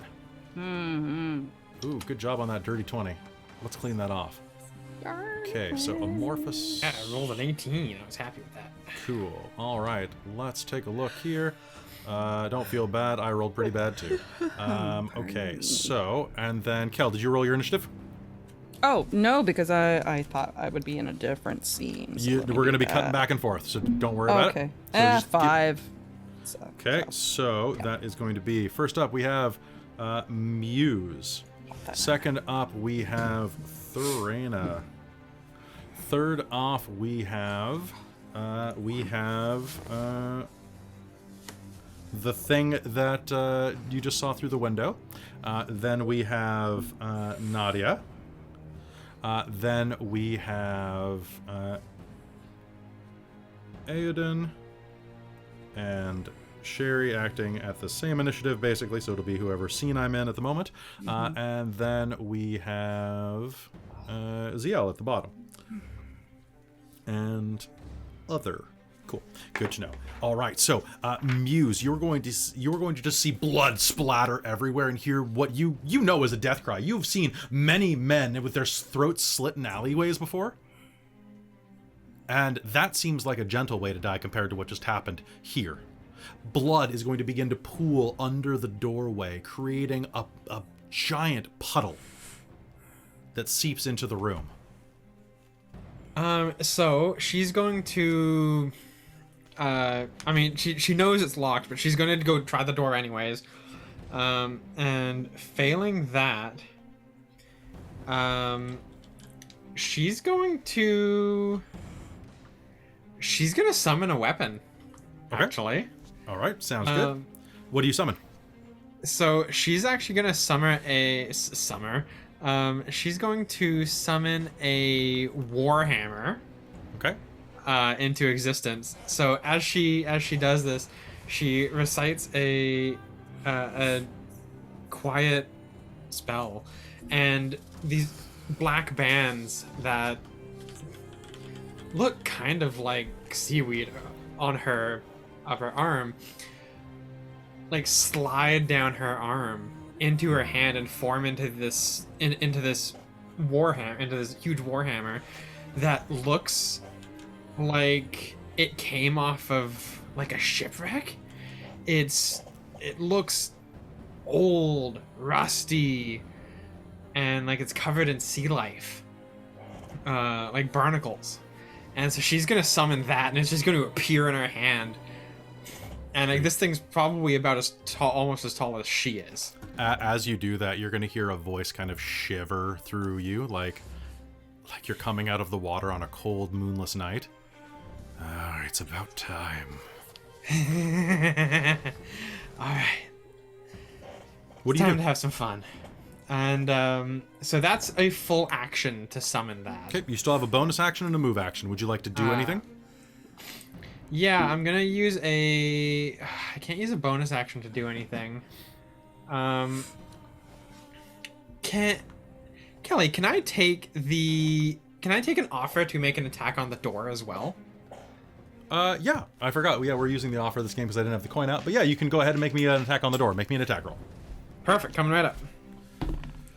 Natural 20. Okay, so with that, you're going to summon it, you're going to feel that pressure, and then you're going to attack the door, and this is not designed to withstand this type of impact. The door is going to just crack down the middle and swing open. And I'm going to flip the offer back over. And so once it's open, she's just going to run into the middle of the hall, holding this thing out with just a single hand, like it weighs nothing. As you run out into the hall, like nothing is there, you are going to see that a very shocked-looking Valu is standing there. The hobgoblin orderly is going to be looking down at the blood on the ground, at the verge of going into a shrieking fit. Valu, are you okay? What? He's dead. Thorana, it's your turn. What do you do?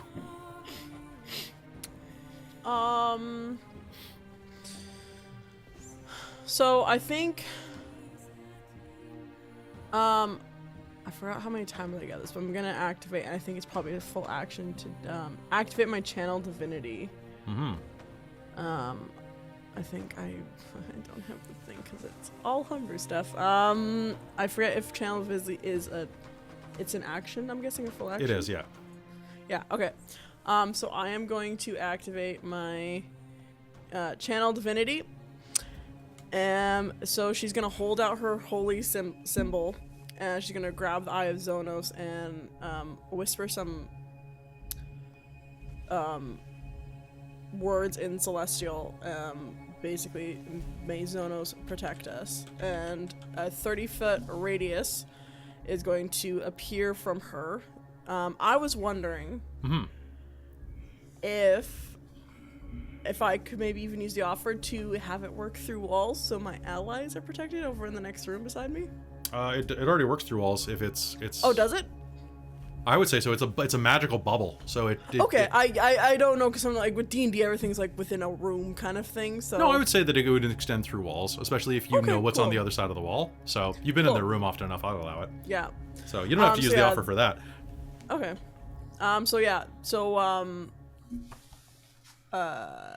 She's gonna activate that, and any creatures that are hostile to me and my allies are treated as rough terrain, even if they're flying, and the creature will have disadvantage on the first attack it makes each turn.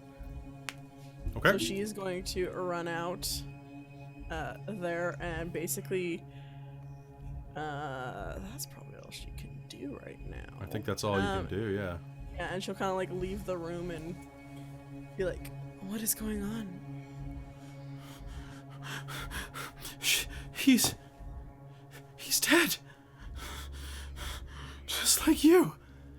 And as she says that, you're going to watch Valu's skull split in half, and the membranes and tendons and skin flaps between them is like pulling apart a grilled cheese sandwich. Like the strings of gore between. She is going to just stretch out into this abomination and is going to take 2 swipes at you, my good friend Muse. However, the first one is at disadvantage. Oh, cool. So thank you for the quarantine zone that you just set up. You're That is welcome. what it's called. I love it. That is a 15. That hits. Okay, that will still hit. Okay. And then second one, though, you may choose to make me an opportunity attack if you'd like. So what is going to happen first as we are doing this is she is going to just rush forward, and because you don't see this coming, she rolled flat because disadvantage would have been balanced out by you not realizing that that's what she was. Can she make a con save for me? Yeah, she can. No, she can't.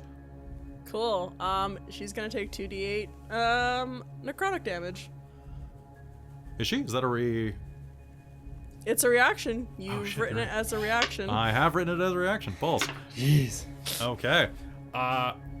Sounds great. How many hit points do you have, Muse? She has 27. Oh, good. You are going to take, that is 22 points of damage as she grabs you and slams you into the wall. You know what? I'm going to spend that something good happens. She grabs you and slams you through the door to the next room. And as she slams you, you are going to take, that is 16 points of bludgeoning damage, and the remainder is acid damage. Ooh, ow. And she just grabs you, and like the flowing membranes of her flesh are going to start to burn you where she grabbed you, leaving these deep handprints there. And she's going to hurl you through the door, crushing it. And what was the damage that I took there? 11. 11, damn. I do not have enough. And that is necrotic? Necrotic. Okay, good, that's good. You are going to see parts of her flesh that are already dissolving are going to start to like be eaten away with this black energy that starts to like surge out through her veins. Or, I mean, whatever she is these days, I don't even know. That is her turn. The door has been completely opened. Eowyn and Ziel. The door has smashed in, and Muse hits the floor and skids near death. There's not much in your room, but you could grab a chair and break it and use it as a weapon. You could grab the bedpans and use them as an improvised club. If you were looking for any type of weapons. It is Eowyn. It is your turn first. So Aiden's gonna see that. So you were right next to the door when this smashed in. You managed to step aside in time. Okay. What do you do? Do I see that creature standing in 5 feet away from you. Now you have partial 5 cover. Yeah, it's on the other side of the door, basically. So like, you can dodge out of the way, but it tries to take a second attack on Muse as it throws her and overextends. So either you or Muse can make an opportunity attack against it. I would love to be able to make an opportunity attack. Sure, against while you're as, flying? as she's getting thrown backwards. Would you mind if I did that, James? If I took that one? Sure, go for it. I mean, you paid for it with Lower like right, 24 points of damage or something. That's true, I did. You paid the price of admission. So she's gonna do this as like a two-hand attack. Mm-hmm. And You rolling that one. I rolled an at one. Okay. So, Aiden, Oh. what's your armor class? Hold on a second. Armor class is 14. I rolled a nat one on my attack against you with Muse. How did like It's fated.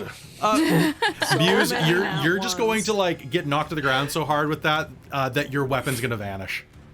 You just got the weapon knocked out of you. You'll have to resummon it, is what's gonna happen. That series of nat ones had to occur that way. Yeah. Like, damn. But what I will say is that Aiden, you'll have advantage on your first attack this round. All right. I am going to. Now, is the door still in one piece? Did it just get kicked open, or is it? It got bashed gone? in, so it's basically like lodged in the wall. It opens against the wall, and you are on the other side. Okay. I am going. If it's okay, I think. Oh God. I don't think I'm going to attack. I think Eowyn's actually just going to take this opportunity to back up to over where Muse is, and I think I've got my pipe in hand. So I think Eowyn's going to. I'm going to summon my spirit. Sounds good. All right. So how does this look? All right, so Aiden's just gonna like stumble backwards, like wide-eyed as hell. And, he's gonna mutter something in a language that probably none of you know, and then he's gonna breathe into the pipe, and it's gonna be almost like a firework coming out of the end of it. As you kind of goes, you'll actually see flame, like almost like the dragon's breath, kind of building up. Comes out of his throat. nose, his nostrils and stuff too. Oh yeah, well, but he's gonna blow it through the pipe, and it's just gonna erupt like a firework, and this. It almost looks like a mass of sparks and smoke is going to billow out of the thing, and actually it's going to congeal basically kind of in between in between us and the creature. There's going to be basically once it settles out, there's going to be an explosion that's going to probably break a bunch of the tiles. Okay. Because it does like 2d6 fire damage to everything around it. Nice. When it comes out, except for me. Okay, and that's not going to hit Muse at this point. So go ahead and roll me damage. All right. That's going to be 10 fire damage.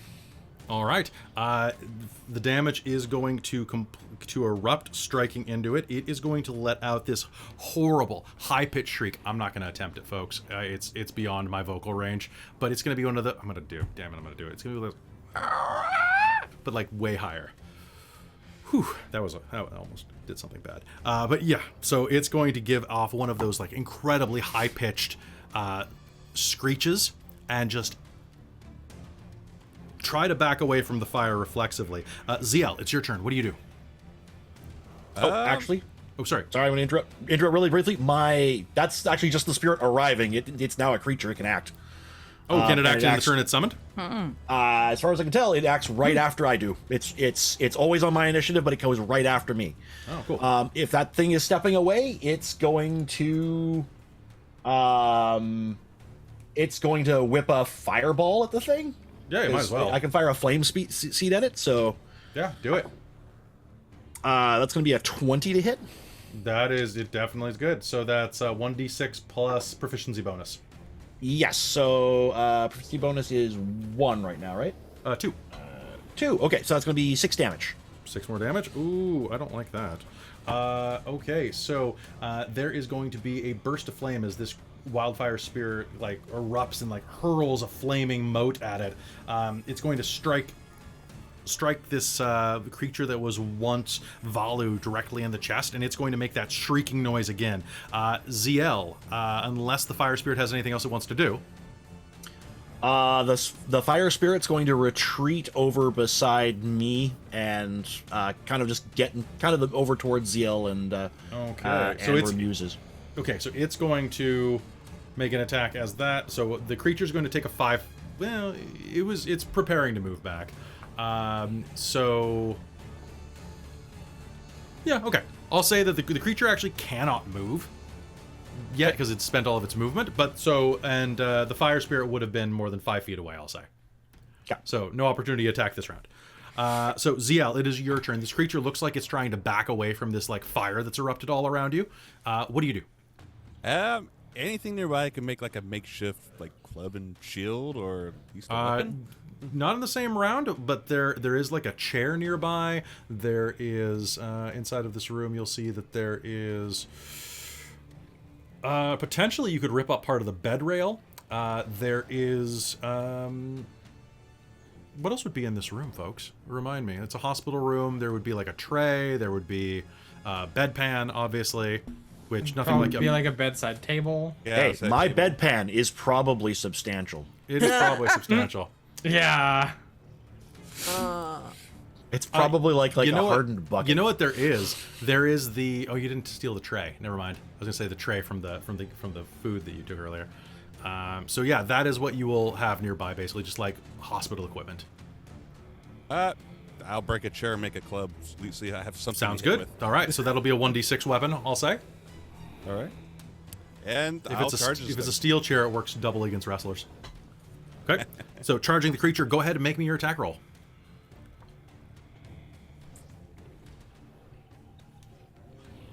Uh, 21. Nice, that is absolutely a hit. Roll damage. So you said 1d6.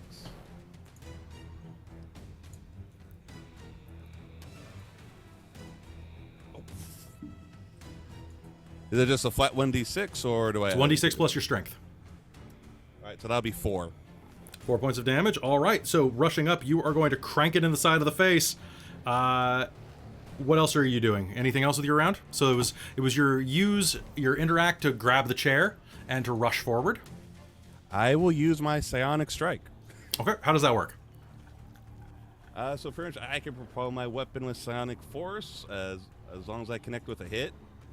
So the way I see it, almost looks probably like a psychic echo after I hit it, like another force hits it right behind it.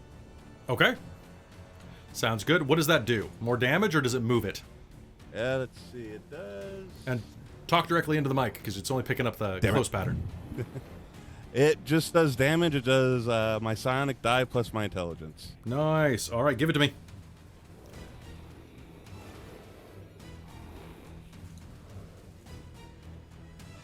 So that'll be 7 psychic damage. 7 psychic damage. Oh, that's really nice, actually. That's boom. And okay. You hit it from behind and slam into it, causing more damage as this ephemeral energy strikes out at it. As you do this, though, anyone in the room is going to see a slight flare as your eyes are going to glow kind of a white hot blue, and little trails of steam almost are going to erupt out of the corner of your eyes like a Rob Liefeld character. We're talking like 90s Cable here. Nice. All right, and meanwhile, across the way,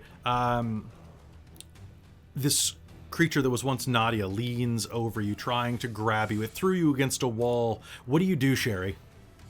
I am going to try using this fancy new, it's actually a cantrip, Sapping Sting. Ooh, Sapping Sting. How does that work? Yes. It is, as long as she's within 30 feet and I can see her in range, she has to succeed a con save or else take 1d4 necrotic damage. Damn. Okay. And is that like a level? Is that level 1? It's a cantrip. Is it? Wait, you said really? Yes. Okay. So I got a 5 on my con save, so a 7. Okay. So is that? So let me just double check the way this will work. So that was it was called sapping what? Sapping Sting. Yeah, it's one of the Dunamancy ones. Yeah. Fun fact, my Fadia also has Stabbing Sting. I'm excited to use it. Yeah. You must succeed a con save or take 1d4 and fall prone. And fall prone. Yeah. and fall prone. Oh, that's the Yup. best part of this for a horror Yeah. game. Okay. I can get away. Okay, so go ahead and roll me a d4. Okay.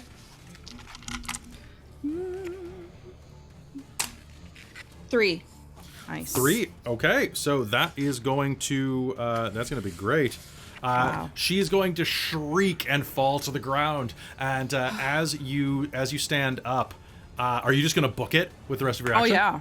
Okay. Gone. I'll let you take the offer if you want to double your speed. Basically, use your bonus action to sprint. Shoot. Hang on. My headphones just died on me. That's okay. You can put your speakers on for a sec. Oh, you can't hear me. Boop, boop, boop. Hang on. Yeah, my headphones just died. Okay. I could take... I'll take the offer. Why not? Okay, cool. So you can do a double move. So Okay. where you were being rolled was on the northern wing. So next round, you're going to be able to appear with the rest of your friends. Okay. Great. Okay, so you're just gonna frickin' book it quickly as you can, and as you're running away, you're going to hear this voice behind you. Sherry, don't run. That just makes me run faster. Nice skin. Top of the round, Muse. All right. Well, that thing really hurt. Yeah, it does. So I think what she's gonna do is I think she's going to use a bonus action to cast Hexblade's Curse. Okay. So that's target's curse for 1 minute. Till it ends, you gain bonus damage rolls against the cursed target, equal to your proficiency bonus. Any attack you make is a crit on a 19 or 20. And if the target dies, I regain hit points equal to my warlock level plus charisma. Nice. Okay. So And that's a bonus action, right? That's a bonus action. Okay. And then I think she's gonna witch bolt her. Okay. All right. So make me Witch Bolt is a save for me if I'm not mistaken, right? Just doing a quick read.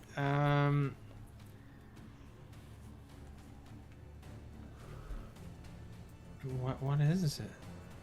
Witch Bolt. Yeah. Witch Bolt. Beam of crackling blue energy lances out. Ranged spell attack. Okay. So go ahead and make me a ranged spell attack. All right. So here we go. That's gonna be a base 17. Okay. That is going to be So plus spell attack. Yeah, that'll hit. Yeah. Okay. Perfect. And so that's gonna be 1d. I get to use a d12. I never get to use d12s. Really. That's gonna be 8 points of lightning damage. 8 points of lightning damage. Okay.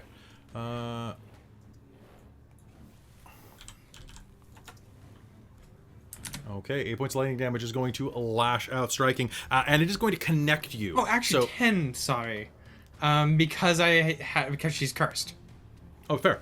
Okay, so that is going to be 10 points of lightning damage are going to strike into her, and a circuit is going to connect the two of you. The lightning is going to create this arc that will stay as long as you hold your concentration, or a minute, whichever is sooner. All right. And that's the end of your turn, right, Muse? You're not moving or anything? Yeah, no, that's the end of it. Yeah, that's the end of it. Okay. All right, Thorena, you were in the hallway outside of where Valu the Orderly had shape-shifted into this thing and thrown Muse through the door. You're about 10 feet away, and you can hear the sound of running coming down the northern hall. It sounds okay. small, whatever it is. Can I make an insight check Sure. just to see if that's like if I would be like, yes, halfling or monster? You can make me a perception check. Okay, that's the same. Probably sounds like my kitten running down the hall. Oh no, perception I'm not proficient in. Okay, that's fine. That's still +3. That's an 8. Awesome. You're not sure what's coming, but this is distracting you right in front of you. What do you do? Yeah, I'm gonna cast Sacred Flame. I need a dex save from you. Okay, and what am I shooting for? 13. All right, I am very sorry, but I'm going to pass that. Damn. All right. Nothing. Nothing? What else do you have? What do you mean? Do you have anything else that you can do this round? Nope. Was that a full action? Yep. Sacred Flames in action. It's the shitty part about spellcasters. All right, so summoning a Sacred Flame, you're going to hurl, and the creature is going to shift to the side as you fire this between its heads. There's no way that you could have, you could have figured that out. Hold on one sec. Okay, not quite yet. All right, it is going to look back at you. And is going to take a swing at you. Its arm is going to elongate bonelessly to cover the 10-foot distance to you. And I need to know what your armor class is. I have disadvantage on this roll. We're not without armor, right? We are without You armor. are without armor at the moment. So that is just 10 plus your dex? Yeah. Basically, yeah. 10. My AC's 10. Okay, that's going to hit. So you are going to get slammed. And welcome to the jam. That is going to be... Oof. Okay, you're going to take 11 points of bludgeoning damage. Okay. And 13 points of acid damage. Yeah, Okay. I want to use my reaction to reduce some of that damage. Okay, you may. What are you doing? I'm using Protective Field, so any creature within I see within 30 feet I mean that. Yep, you can see her for sure. Yep. So I just expend a sonic die and I can reduce it as much as I can. That's actually not horrible. So 6. Reduce it by 6. Nice. Okay, so I'm at 11 now instead of 5. Thank you. I'm also going to use my reaction. Can she make a con save for me? 1 sec. She's inside your zone, so that means that is... that is a... I'm sorry, that's a nat 20. Fuck. Okay, so I'm guessing that cancels out. It will not work. Oh, What were you trying to do? the malicious outbreak. Oh, yeah. That one's Yeah, great. my reaction. So that's 2 out of 3. Fuck! Oh my god, this turn sucks for me. I'm sorry. I'm so sorry. But I gotta play fair. All right, so it is going to snarl and use its second attack and lash out at Ziel for interfering. Ziel does a, without armor, 12 hit you. Oh, it absolutely does. I know your dex. Yeah, it's 10 plus dex, right? Basically, yeah. So it's like So it's 8. 9. Okay. Oh, you got lucky on this one. You're gonna take 4 points of bludgeoning damage, and you're gonna take 6 points of acid damage as it turns and wallops you in the side of the face. Basically going into panic mode. Tendrils are starting to rip out of its body, seeking purchase inside of wounds and things like that around you. All right, Nadia is down on the floor back in the other area. Aoden, it is your turn, my friend. What do you do? And then your spirit's turn. Yes. Okay. So this thing is one thing I kind of lost a little bit on is It's kind of straddling the doorway. It's straddling the doorway. Then, and how beat up do I judge this thing to be? It is impossible to tell with a creature that looks like it's already being pulled apart like taffy. Righto. Okay, so I am going to turn around and basically just mutter some druidic words and put my hand down on Muse, and I'm going to upcast Cure Wounds. That sounds like a fantastic idea. Right, so that's going to be 2d8 plus. Because she's hurting. Yeah, She's rickety right. yeah. So 2d8 plus 5 for one of my plus more 5, powerful all right. ones. Do it. I believe in you. I believe in me too. That's 4. That's 8. So it's going to be 12, 17 damage healed. That's good. Nice. Yeah, and then if it's just straddling in the doorway, the fire spirit is just going to throw fire seeds at it because it's All right, standing do right it. there. Do it to it. It's gonna be 13. That is a miss. Okay, so little fire. All right.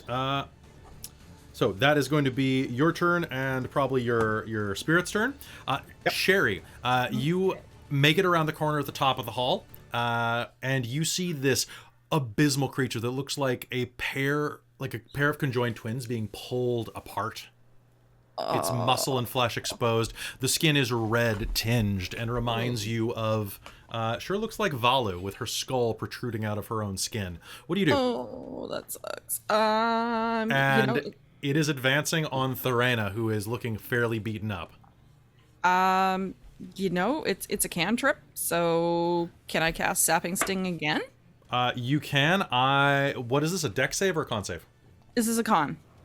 Okay, 1 sec while I check my con. I have an 18. So that's gonna be a fail. Yeah, that's gonna be It's gonna be a fail from me, dog. Yeah. Okay. But still, you summon Sapping Sting up, and it shrugs it off and lets out this horrifying screech. Do you have anything you can do with a bonus action? For bonus action, how about acid splash? If it is it a bonus action?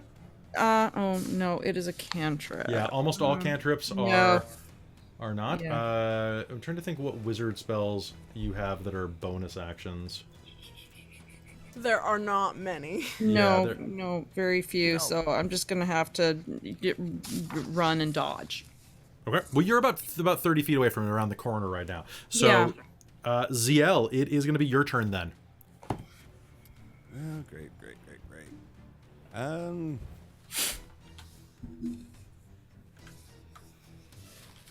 So this thing is like right in your face. What do you do? No, I'm going to take another swing at it. Okay, sounds good. Go ahead. I believe in you. 19. 19 is going to be a hit. Roll me a d6 plus your damage. Or plus your strength, I mean.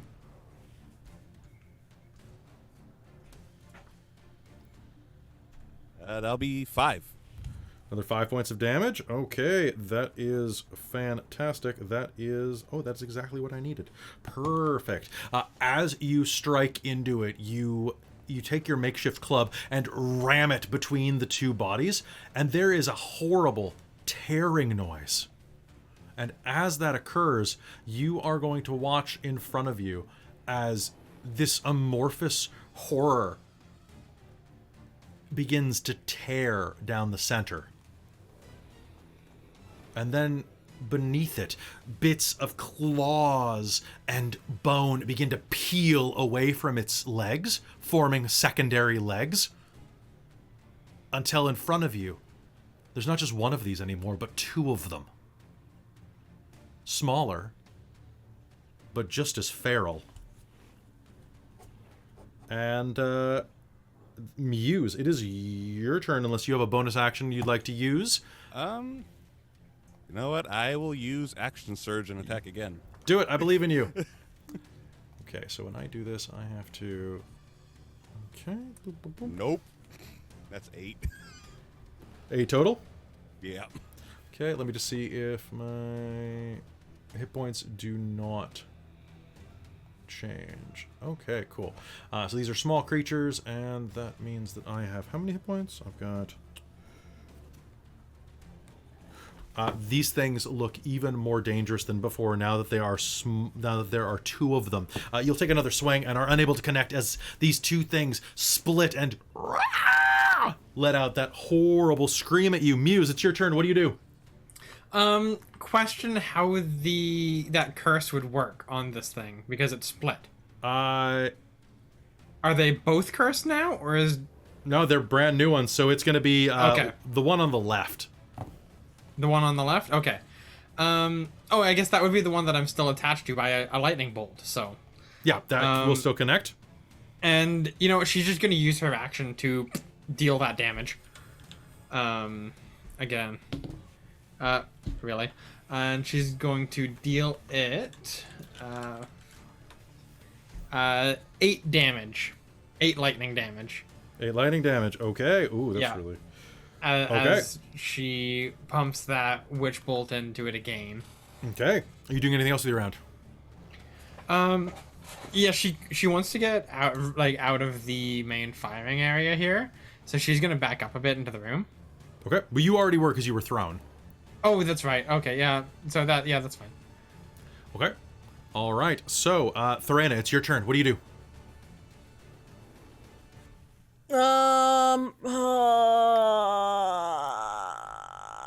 Fuck. I'm gonna try it again.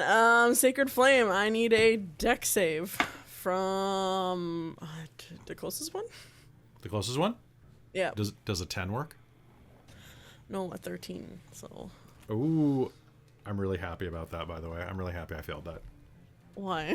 Because it looked like you were having a rough time last round, and I like failing when it makes people happy, unless it makes me happy. I rolled 1 point of fire damage. Pew. Okay. All right. So the fire rips out and bites into it. Sacred Flame. Does that have any other Sacred effects? Flame. Nope. Nope. Okay. It's radiant also, not fire. Sorry. Mm-hmm. It is radiant. I can't because it's called Sacred Flame. But no, it's just damage. Okay. It is going to lurch around, take a look at you there, and is going to advance on you. Would you like to make an opportunity attack on the first one? Because of your quarantine zone, it rolled a nat 1. Who, me? Yeah. Would you like to make an opportunity attack? I allow opportunity attacks to be cantrips. Oh, you do? Yep. What? When is Yep. this knowledge? Yep. I allow it because spellcasters suck otherwise. Yeah, they do. Until you take Warcaster, then the feat lets you do that. Does it? Oh, maybe I shouldn't Yeah. allow this then. I'll allow it this once. I'll allow it this once because it's game 1. Okay. Can I get it to make a con save for me? Yeah, 22. Okay. Well, it was a good try. It was a good try. Yep. It lunges at you and tries to get you with the first one, but the second one is gonna hit you. It's gonna slam you again. How many hit points do you have left? 11. Okay, you are going to go down, unfortunately, as it grabs you and slams you into the wall, leaving a body-sized impact in the wall unless someone does something. Oh, here we go, boy. So I had you at... Ooh, let's see if he can do this. I had you at -5. If you had 11 hit points. 5? Yeah, so if you roll a 5, she's still up.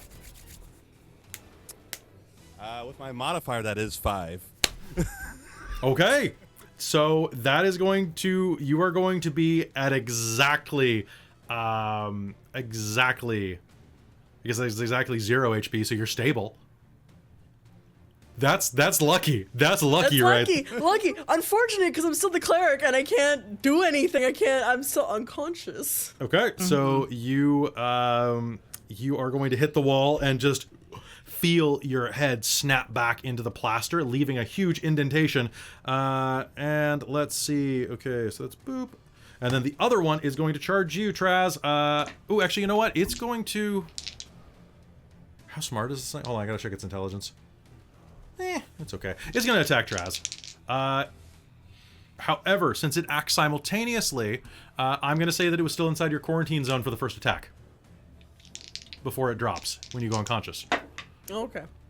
Which is great, because I rolled double 6s. And I rolled a third 6. So ZL, the smaller one on the right, lurches out and goes...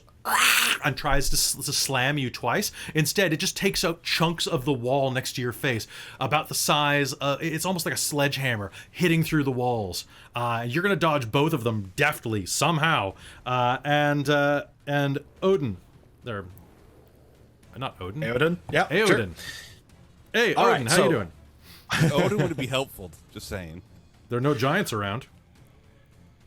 Eodin is like, if that thing's heading off to, because the last thing I saw was it heading off to go after Therina. Yeah, and you hear the sound, a cacophonous sound of like a body hitting a wall.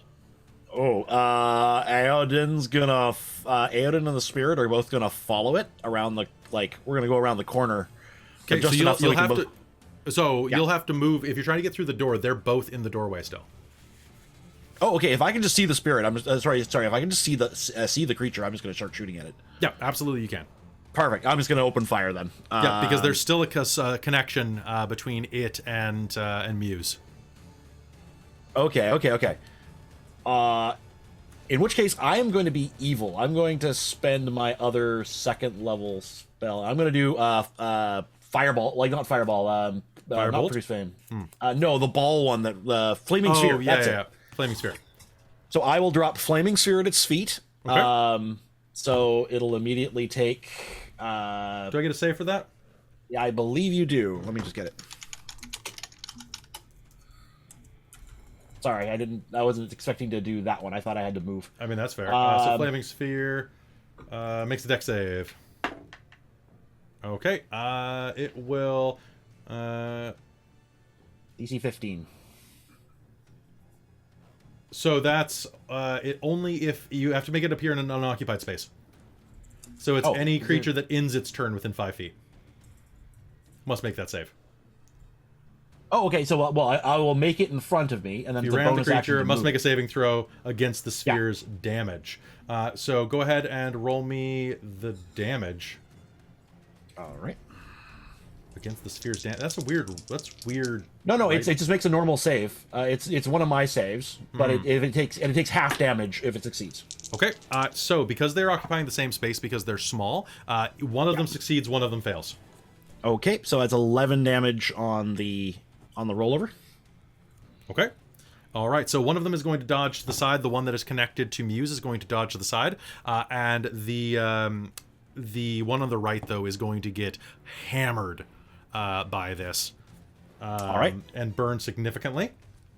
And if that's so, then I will mutter something in Druidic, and the spirit's going to focus fire on that one and throw Okay. a fire seed into it. Sounds good. Go ahead and make me an attack roll. 7. It's going to miss. Okay. Yep, that is going to miss. All right. So that is that. And then Sherry, it's your turn. Oh, thank goodness. Okay. Well, I'm gonna try, since I can go again now. I'm gonna try the sapping strength on. No, sapping sting. No, I did that already, and that didn't work so well. What else you got? What else you got? What else I got? You know what? Let's try the acid splash. Let's give that a go. Okay. Not using any of your first level spells. What have I got for first level? Unseen servant. Nope, that's probably not great. Yeah, I mean, we could kinetic jaunt. That's not going to do much for me. No, that's fair. All right, try. You said acid splash. Yeah, acid splash. I mean, it could be good. You can make me a reflex event check. Okay. Make me an insight roll. Okay. Oh my god, natural 20. Okay, you are not seeing that on Thorana and like dripping off of these guys. It looks like they're like dribbling some type of like corrosive stomach acid. So acid might not work on them. Might not, yeah. If they're producing it themselves. Yeah, it might just help. You know what? Would I have my component? No, Fortune's Favor isn't gonna help with that. Yeah. I mean, you could always try sapping sting again. Yeah, might as well. That's what I got. So I'm gonna go Okay. for it. Are you doing it on the one on the left or the right? Let's go for the one on the right. Okay. What's my save DC? Con. Okay. I unfortunately will pass. Okay. All right.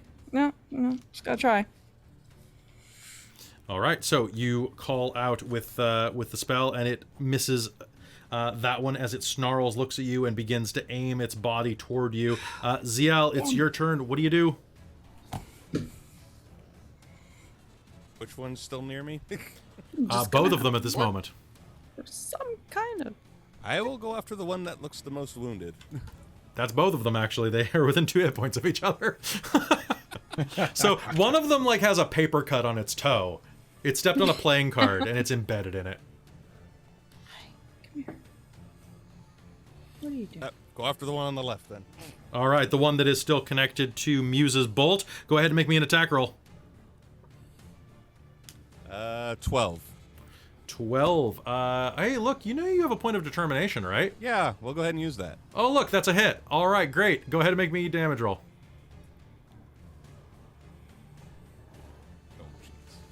4. 4. All right, that is going to be a solid hit on that one. We are top of the round now. Muse, would you like to do some more damage? Yeah, I'm just gonna do more damage. All right, sounds good. Go ahead and pump me full of D12. That's gonna be 12 damage. 12 damage. Okay. That is a nice solid hit. Are you doing anything else with your round? No, that's it. Okay. All right. Thorana, can you do me a favor and make me, it's technically not a death save, but make me a death save check and see if anything happens. See if I get an add 20 and pop up with 1 hit point. Exactly. 8. 8? All right. Well, it was worth a try. Yep. All right, so you are going to start to sag toward the floor slowly, feeling the pressure of this tendril kind of like looming over you, barely conscious, not really able to do much of anything at all. The horror is going to look down at your prone form. Oh, but I can eat you later. I can eat Sherry right now. I'm going to eat Sherry right now. It is going to turn and launch itself toward Sherry. Of course, this is going to mean that ZL, you're going to get an opportunity attack. As the one that was the one that is arcing between that is covered with electricity from from Muse is going to rush down the hall toward Sherry. I rolled a 1. You rolled a 1. Okay. Okay, Thanks. that's. I'm gonna do a luck check How real quick. many nat ones have we rolled? This is great. This fight, Uh, fight is taking like 3 times as long. So as you are going suck. to. What's going to happen is you are going to bring your chair down, and Muse, make me a concentration check. So make me a con save. Okay. That's gonna be actually. What do I add to con? What am I aiming for this? Above 15. Above. Yeah, no, she fails. Okay, what'd you actually roll? What was it? It was a 9. Okay. On 9 on the die. Okay. All right, so Ziel is going to bring the chair down with all his might, and as the creature goes, it's going to block your line of sight, kind of screwing up your concentration. Your spell's going to fizzle as the connection's broken. All right, Ziel, do you have anything else you want to do? I guess you can't, because that was an opportunity attack. The horror is going to launch itself at you, my friend, and that is going to be... What's your AC? Sherry, as this thing hurls itself at you. 12. 12? Okay. Do you have shield, by the way? No, I Okay. do not. Take shield in the future. I have mage armor. I just didn't throw it on. Oh, that's fair. How many hit points do you have left? I have 9. 9. Okay. This thing is going to ride you to the ground and scream in your face as it slams you into the ground. That is going to be... you're going to be out. Okay. And actually, wait, how many hit points do you have? 9. Like, total hit points? Oh, total 17. Okay. I did not... I rolled... You're -4. You're fine. Okay. I mean, you're Sure. not fine. You're -4. But it didn't Not kill you. fine. It rides you to the ground. dead. The other one is going to charge at you. Charge at you, Traz, because it is literally right next to you. And that is actually 2 misses again. Somehow this one keeps like slamming parts of the door frame away. But I've got a 7 and wait, I've got an 8. Is your AC? Mine's 9. Oh, okay. All right, just. Aiden, it's your turn again. What are we doing, bud? All right. Okay, so I've just got the one that's attacking ZL in front of me then. Yeah. Right? Yeah. I'm just gonna pour everything into that. So I will bonus action, put the fireball on it. I will will hit it with produce flame. That one ended its turn within 5 feet. I need to make a dex save. Yep. I need you to roll me damage on at the end of its turn because it got like a 6. 8 damage. Okay, 8 damage. That is that one. Okay, it is pretty badly burned. What do you... Okay, so what do you do with your turn, actually? It's... As the fire starts to melt away its flesh like candle wax. What do you do? Okay, so first off, I'll use my... I want to see if I can kill it before I have to do it, and save my other action. I'm gonna use my bonus action to move the ball onto it again. Okay, I got a nat 20, so it's gonna just dodge completely out of the way. Cool. In which case, I am going to use my action to produce flame and shoot it with that. Okay, Which is just a good old-fashioned shot. That'll be an 11, so probably a miss. Probably a miss. Okay. And then the fire spirit's gonna fire seed it again. Okay, go ahead. It's gonna be 22. That is probably a hit. Yeah. Yeah. That's a big old hit. It's gonna be 5 damage. 5 damage. All right, this thing is like parts of its flesh is beginning to bubble off, like it is starting to just melt and drip into the ground as you are burning it. It is barely hanging on for dear life. Do you have anything else?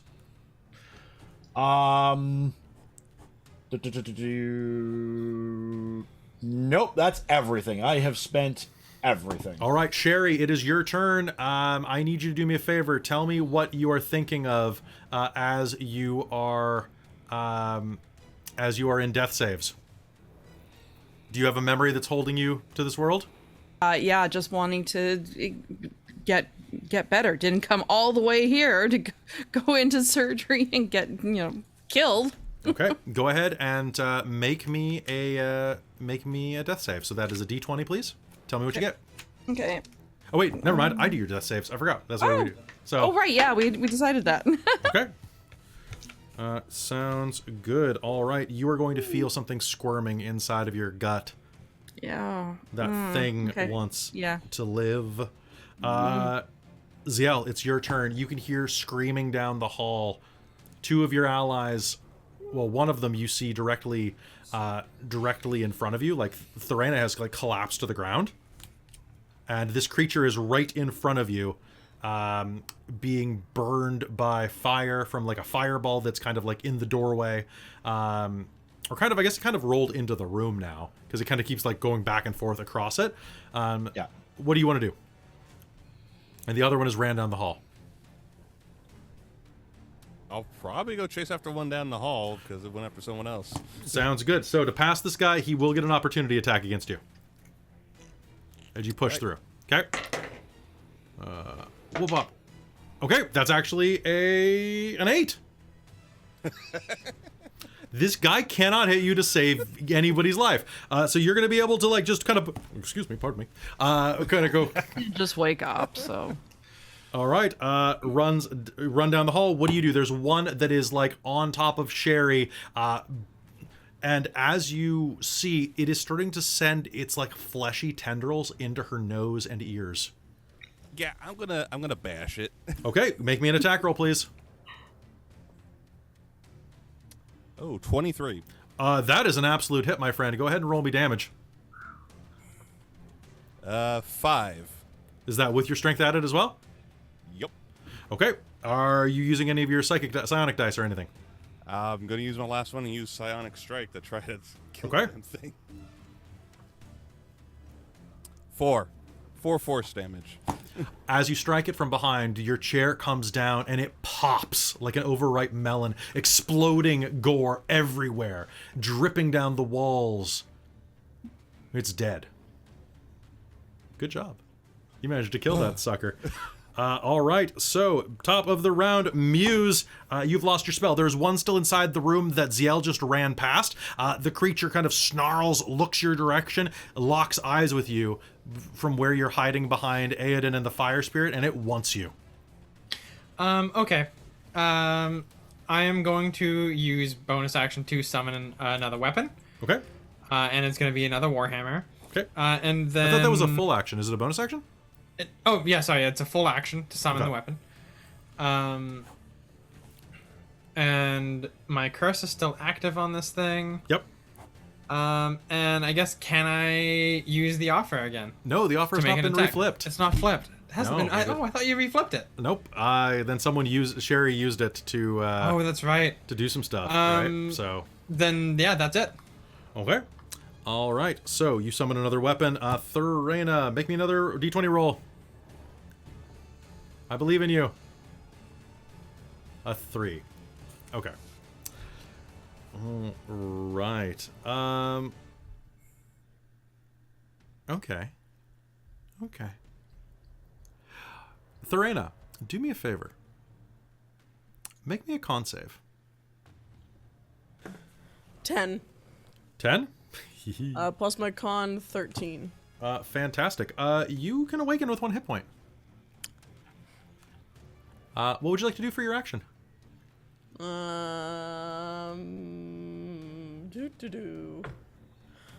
Spare the dying on Sherry. Okay. Can you do that at range? How far away is she from me? She's about... you can get up and make it to her. She's about 30 feet away. Yeah. Yep. Yeah, I will do that. So she'll go over and spare the dying Sherry. Okay. So, rushing over, you'll be able to use Spare the Dying. I'll let you get up as part of your action. You're kind of like leaning against the wall. Okay. So, rushing forward, the last one is going to snarl and is going to leap at, I guess, the Fire Spirit, because that's immediately in the way. Sure. Okay. The 13 hit. That's its armor. Okay, so 13 is going to hit. That is going to deal 7 points of bludgeoning damage. And if it can take acid damage, it's going to take 15. So it was 7 and 15? 22. 22, that will disperse it as 20 hit Okay. points. All right, it is going to take its second swing at you. And that is a 19, so that's going to be a hit. Oh, yeah, Aoden, that's a hit, yeah. Aiden, you're going to take 10 points of bludgeoning damage. And it's going to strike you for 3 points of acid damage as it snarls and hammers into you. It is now your turn. It is in your face. This creature that used to be the hobgoblin orderly is clawing away at you. All right. That was 13 points. Okay. All right. So what I'm going to do is... Ooh. It's right in my face. It's right in your face. I am going. I still have a casting of my fire spirit left. I'm gonna. He's still got his pipe in his mouth. He's going to blow another blast, and I'm gonna resummon this fire spirit. Okay. Right beside me. So it's got to make a dex save or take 2d6 fire damage immediately. I failed. All right. I got a 2. And I get you for 6 fire damage right there. Okay. At which point, the fire spirit and I are going to teleport. Okay. Using fiery teleportation, we're going to go basically behind it, outside the door. I still need to be in sight and within 15 feet. Okay. Real quick, I'm just going to state that after Thorana woke up, the offer is back on the table. I forgot to mention All that right. because it's getting late. So yes, you will teleport, and what would you like to do? Now it has to make another dexterity save or take another damage. 5. All right, you take 5 fire damage. My bonus action puts the fireball on it. Okay. Is it? Here we go. Oh, I guess I would have done the fireball before I did the teleport. Pardon me, that would be my bad. It's fine. You can do it now. Dex Yeah. save. I got an 8. How do you want to do this? I imagine the fireball is just gonna basically finally it's gonna succumb under it, and the fireball is just gonna crunch down and go more like a blue-white fireball as it just kind of sears the center out of the thing. It lets out a pitiful wail that will kind of morph back into... Aiden, we used to be so close. And it burns away. To nothing.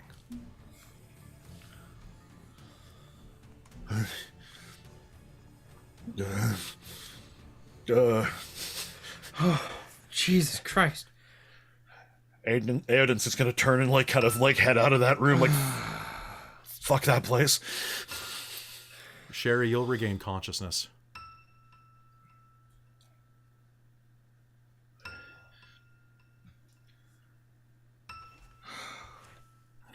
Guess we need to go figure out what happened. All of you intact? I'd almost rather be Barely. sleeping at this I'm point. spending my 2 second level spots to cast Cure Wounds as second level on both me and then Sherry, because We heighten. That sounds hurting bad. So good. 8 points for you, Sherry. How many? Sorry. 8. Oh, good. That brings me up to 4. I got 11. Muse is gonna lean down by Sherry and help her up. Thank you. Thorana, as you are healing, you can roll your healing, but I want you to do me a favor and roll me a d6 and tell me what you get. I got a 1. Ooh, okay, so that's going to be your intelligence. One moment, please. So go ahead and roll your healing. I already did. Okay, great. And you are going to have disadvantage on intelligence saves for the remainder of the night. Okay, that As your mind matter. begins to fracture over what you saw.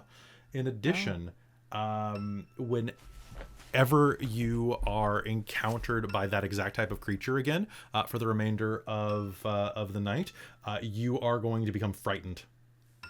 Okay. And as you pick her up and heal, you can hear the sound of breaking glass and screaming all around you.